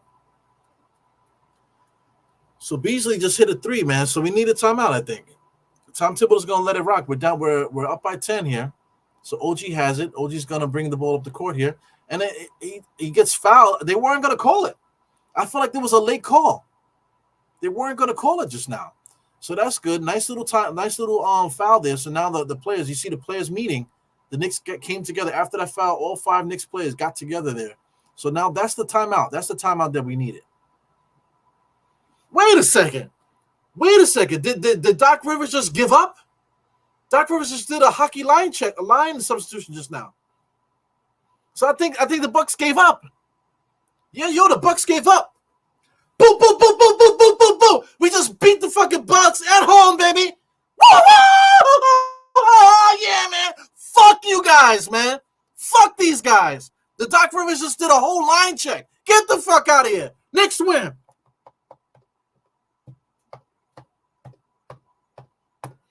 Knicks win, baby. Fuck these Bucks, man. Beating them at home, man. Whooping their ass in the second half of this game. Doc Rivers did a full line check. 5 guys got substituted. Now the Knicks are going to make their substitutions there. Tom Thibodeau is a monster, man. Brunson is still out there. Brunson needs to be taken out the game, guys. But Brunson is still in the game right now. Is he still in the game? Brunson is still in the game. Tom Thibodeau is a madman.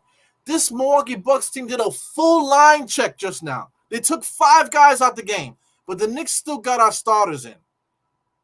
Hartenstein has the ball, 26 seconds now. So the Knicks need to just dribble the ball out the clock. We bust their ass. Boom, boom, boom, boom. Bust their ass today, man. 122 to 109 here. Unbelievable. So I guess, Tom, by keeping these guys in the game, they get a curtain call. So the Bucks fans, I want to say, the Bucks players, sit on a bench, I guess, and watch our Knicks starters stay out there and observe what's happening to you. Unbelievable, man. We beat the Bucks, baby. Foo, foo, foo, foo, foo, foo. 122 to 109. 4.3 seconds left here. Unbelievable. And if you look at our Knicks players, we're not showboating like the way Sacramento does. Yes, the guys are happy that they won, but you see the energy of the Knicks? The Knicks are not acting like, look at Brunson. Look at Josh. You know what I'm saying? Look at Brunson. Look at Dante, the respect. The respect that our players have. Yes, we beat you guys. Showing respect, showing love on the court after busting their ass. But you watch teams like Sacramento. You watch teams like Chicago. Act like they've done it before. Act like you've done it before. Our Knicks players are we're very I can't even get it, man. We just this is, I mean, we have to really enjoy what we're seeing here. Gentlemen's team. We bust your ass and then we don't showboat. There's no time to showboat. What is it? What are we showboating for? What is there's no time to be throwing alley-oops, no time to be throwing no-look passes and all this other stuff. Play defense. Game is over. We won. Tap it up. You know what I'm saying? Look at the guys are gonna pray together. Look at this shit. After this game here, now everybody's gonna sit and pray together. I think the Bucks do this. So that's good. No showboat. Look at Brunson. You would never think that we won the game. Look at Brunson. Let me see what Brunson has to say. I'm gonna wait till he starts talking. Yeah, man. I don't think you guys can hear it. You should be able to hear it.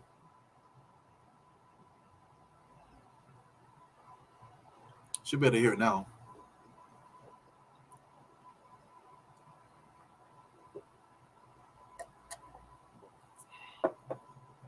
He's exhausted, but he's not trying to show you that he's exhausted. Look at him. He looks like he got punched in the eye today. Look at it. He got like a jammy in his eye.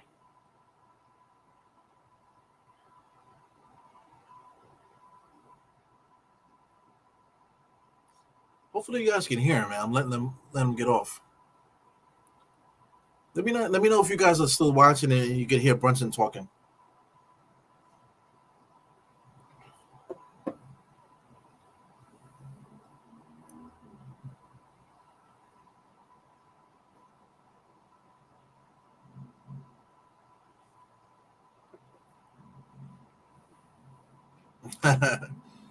That's funny.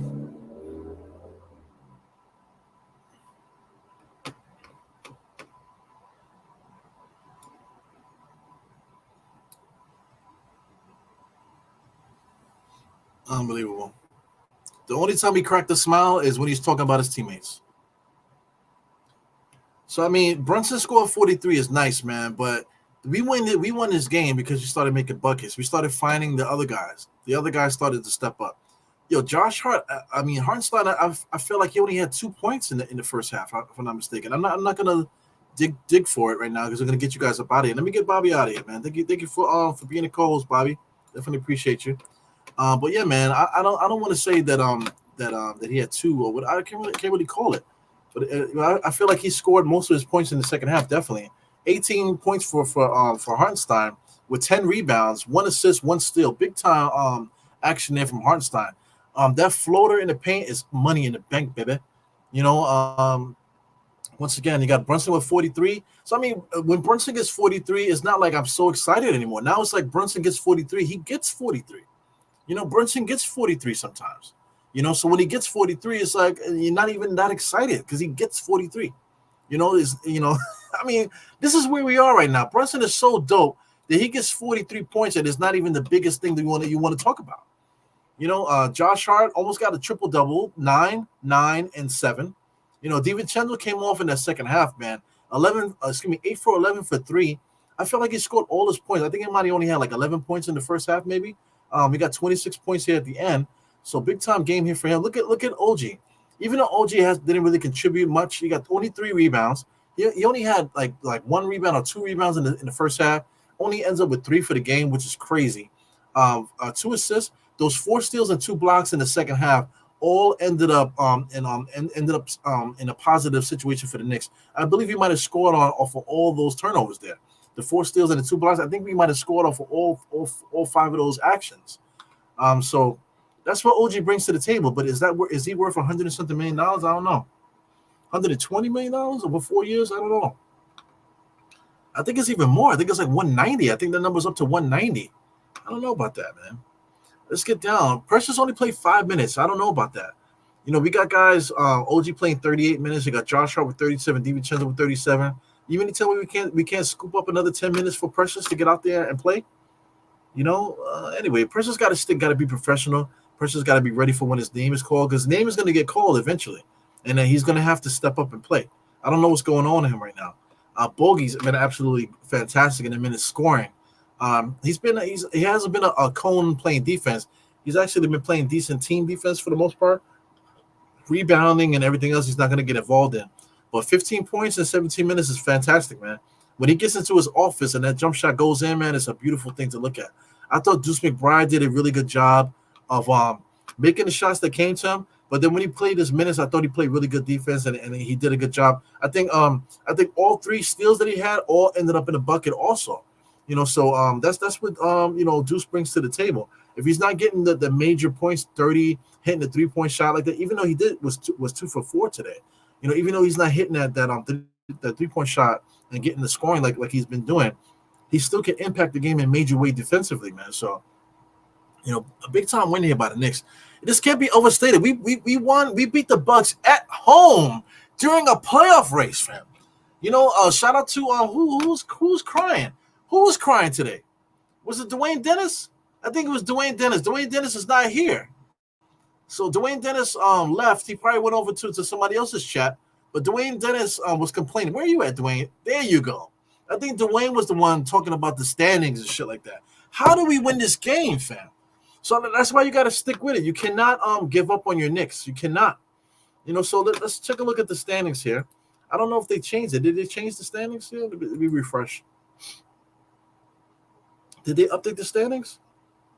I can't tell if they updated the standings there. It's a 43-32. So the Knicks did they update this? Let me refresh this. So the ESPN, okay, so it's 46. Knicks are 46 and 32 right now. So this is not updated. So this is not updated. Let's not take a look at it. Let's take a look at ESPN and see if we get the standings there. So this should be more updated here for ESPN because they just gave us our win. So yeah, 46. So now we're in the 4th spot, 46 and 32. Our record is completely tied with Orlando right now. So I don't know who's playing later. You know, I guess we can look at that in a second. But right now, it's going to Knicks handle business. Knicks lost against the Bulls and then beat the Bucks. Unbelievable. So I've been trying to tell you guys. I've been trying to say this every single time with this podcast. I'm not afraid of the Bucks, man. We prove it every single time that we can beat the Bucks. Orlando Magic, we could beat Orlando. You know, it's going to be tough though. It's not going to be easy. Playing against the Bucks is not going to be easier or harder than Orlando. I think Orlando has our number. So Orlando's going to be a tough series if we play against them in the first round. But it's not going to be harder if we play the Bucks. I think it's going to be the same thing. The Cleveland Cavaliers, we keep saying barbecue chicken. They're still a good team, man. So it's going to be a tough series, but we should be able to beat Cleveland. Indiana had our number all year too, but if we play defense and get down on our and play the way that we play, we could beat Indiana too. And Miami Heat has our number also. They embarrassed us recently, and we embarrassed them this year also. So that's going to be a tough series. Philadelphia, even though they have Embiid, I think Philadelphia might be the easiest out. The only person I'm afraid of on Philadelphia is Maxey. But if we can get it together, I think we could beat them too. So any of these teams that I mentioned, you can even add guys like Chicago and Atlanta to the mix too, because both of those teams has beat us this year also. But even Atlanta and Chicago, they're not that much better than the Bucks. You know what I'm trying to say? If you're talking about a 7-game series in the playoffs, so it doesn't matter who we play in the first round. It's still going to be the same tough 7-game series no matter who we play. Nobody has an advantage against the Knicks. So the only team that I'm worried about is Miami, because Miami they hurt us all the time. They always hurting us, but we should be able to beat them too. So anyway, man, this has been a fucking fantastic win here by the Knicks. We lost 3 straight, ended up breaking that, and then we lost against the Bulls. Now this Bucks win is definitely that salt, that extra shit that we needed to get our spirits up. Because it's been doom and gloom, man. Doom and gloom on the internet. Everybody goes to Twitter to dump their feelings and stuff. So it's been doom and gloom on Twitter. Instagram, not so much. The Instagram has been a little bit more positive. You see negative stuff on Instagram, not as bad. But still, doom and gloom, like co-workers and stuff like that complain about, Knicks are not going to be able to beat this team. Knicks are not going to be able to beat that team. But here we go. We beat the Bucks here at the end. The Bucks, they didn't get, the Bucks literally gave up. Doc Rivers did a full line check at the end, man. Wow. Unbelievable, man. So, yeah, the Knicks took care of the Bucks here. And all we got to do is keep looking forward here. The Knicks schedule, we play the Bulls. So the Bulls, I'm looking to really make an example out the Bulls in the next 2 games. They beat us that one game. We're going to play them now. So, I mean, the playoff implications, man, we definitely got to play the Bulls tough. They're going to be ready to play. But just judging the way that we played them the last game, against the Bucks, we had 2 guys on the Bulls that were busting our ass that shouldn't have, and we basically locked up DeRozan and Vucevic in the first half of that game. So I'm expecting for the Knicks to lock this team up completely and beat them by a lot of points. At least that's what I'm hoping. Then we get a playoff preview here against the Celtics, which would be a nice little test here. But I mean, the Knicks are not playing their best basketball. But if the Knicks could beat the Celtics here down the stretch, man, that would be incredible. But barbecue chicken for the Nets, and then we play the Bulls again, man. So the next 4 games, I think the Knicks can sweep 3 out of these. I think we can beat the Celtics too. But out these 4, I think we're gonna go 3-1. Hopefully, God willing, knock on wood, 3-1, and we should finish the season on a good note. It's up to Tom Thibodeau to get that the preparation better, prepare for these games. Stop waiting for the halftime for the Knicks to finally get it together. If we can get the beginning of the games to pop off the way that it should, then when it comes to that fourth quarter, the second half, we should be getting to the blowout. We should be blowing teams out in the second half. Since we're getting ourselves together so well at halftime, like I'm trying to say, if we can get that first half together, then by the second time we'll be cruising. So that's just my opinion, man. What a win! What a win here by the Knicks, man. Big time win here. We beat the Bucks at home. We beat the Bucks at home, man. You cannot overstate that. 122-109. I can't wait to see the sound bites on ESPN. I don't follow them. I blocked half everybody over there. You know what I'm saying? But I can't wait to see the reshares and the people, the talking heads talking about the Knicks. I want to hear the excuses. I want to hear everything they have to say about the Knicks, because it's all bullshit. We saw the game together. We know what happened, and it is what it is, man. So excellent win here by the Knicks. Let me not take up so much of your time. We got Mega. Mega's not around, man. I don't know what's up with Mega, but what's up with my MIG is here. Shout out to MIG. Big time win, man. Unbelievable. Yeah, man. Great win. Shout out to Geraldine. So I'll leave Geraldine on the screen, man. Well, good effort. I like the F words. Good fucking game. Um, yeah, man, unbelievable. Who's this here? Got Trish there. Shout out to Trish. Speaking of showboating, Rockets were doing that today with 8 seconds left in regularization for the Mavs to tie and go into overtime and whoop them. Yeah, man. Yeah, the showboating shit, man. You got. This is professional sports. You got to be professional, man. You got to be professional all times. I think our Knicks are extremely professional. We play really good defense. We move the ball. Yes, we have Brunson doing a lot of scoring, but Brunson scoring 43 is not why we're winning. You know, it's a big, it's a factor, yes, but we're winning this game because we're playing really good basketball, really good defense, and we're playing really good offense, moving the ball, and everybody's getting involved. You know what I'm saying? So, and we don't showboat. Like I said, we're being led by Brunson. No energy at the end. You would never think that we beat the Bucks in their home court. We didn't embarrass them. We didn't show up to fans. We just came out there and did our thing. You know, so anyway, man, definitely, I mean, I'm so happy, man. Are we entitled to be happy as Knicks fans? Are we? Can we be happy sometimes? You know, people always say our fans are miserable and we're so stupid. Look at the Knicks fans crying. Yo, we just had a major win right here. Can we be happy? Thank God, man. So, like I said, I don't want to take up too much of your time. Definitely appreciate everybody in the chat here, leaving great comments and stuff. Geraldine will leave you here, you know, with a great win. Go New York. And I miss Mega. I don't know where Mega's at. But Mega, wherever you are, man, this is for you. Time to clap them cheeks. Bow, bow, bow, bow, bow. Die Knicks theme song. I'll see you guys later. Peace. Eru,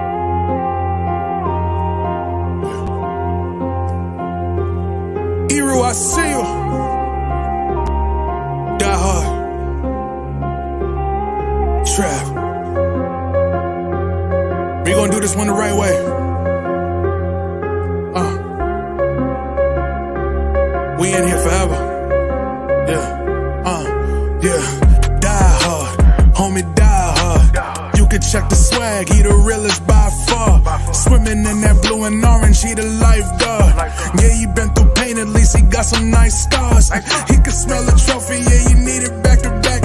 Represent himself, his own name is on his back. 10 toes down, try to stop him, he come back. Bandwagon hoppers, he will knock you off your tracks. You ain't saying nothing, Nero been here from the start. He been working in the lab to take his team and make it art. See him going over film to help him build and make him smart. He will tell you how he feels because he's real and he got heart. He will never fade away, he will never change his face. Everybody picking faves and he's feeling out of place. Cause he is for the team and he always rep the squad. Like that Christmas movie, he gon' always die. City on my back. They ask me what's my name and it's on my back. I'm just speaking facts. We got big dreams, we ain't looking back. We be really die hard, yeah, that's a fact. We be really die hard, ain't no going back. Make the whole crowd rise like a thermostat. Fourth quarter, I'm the killer that's gon' murder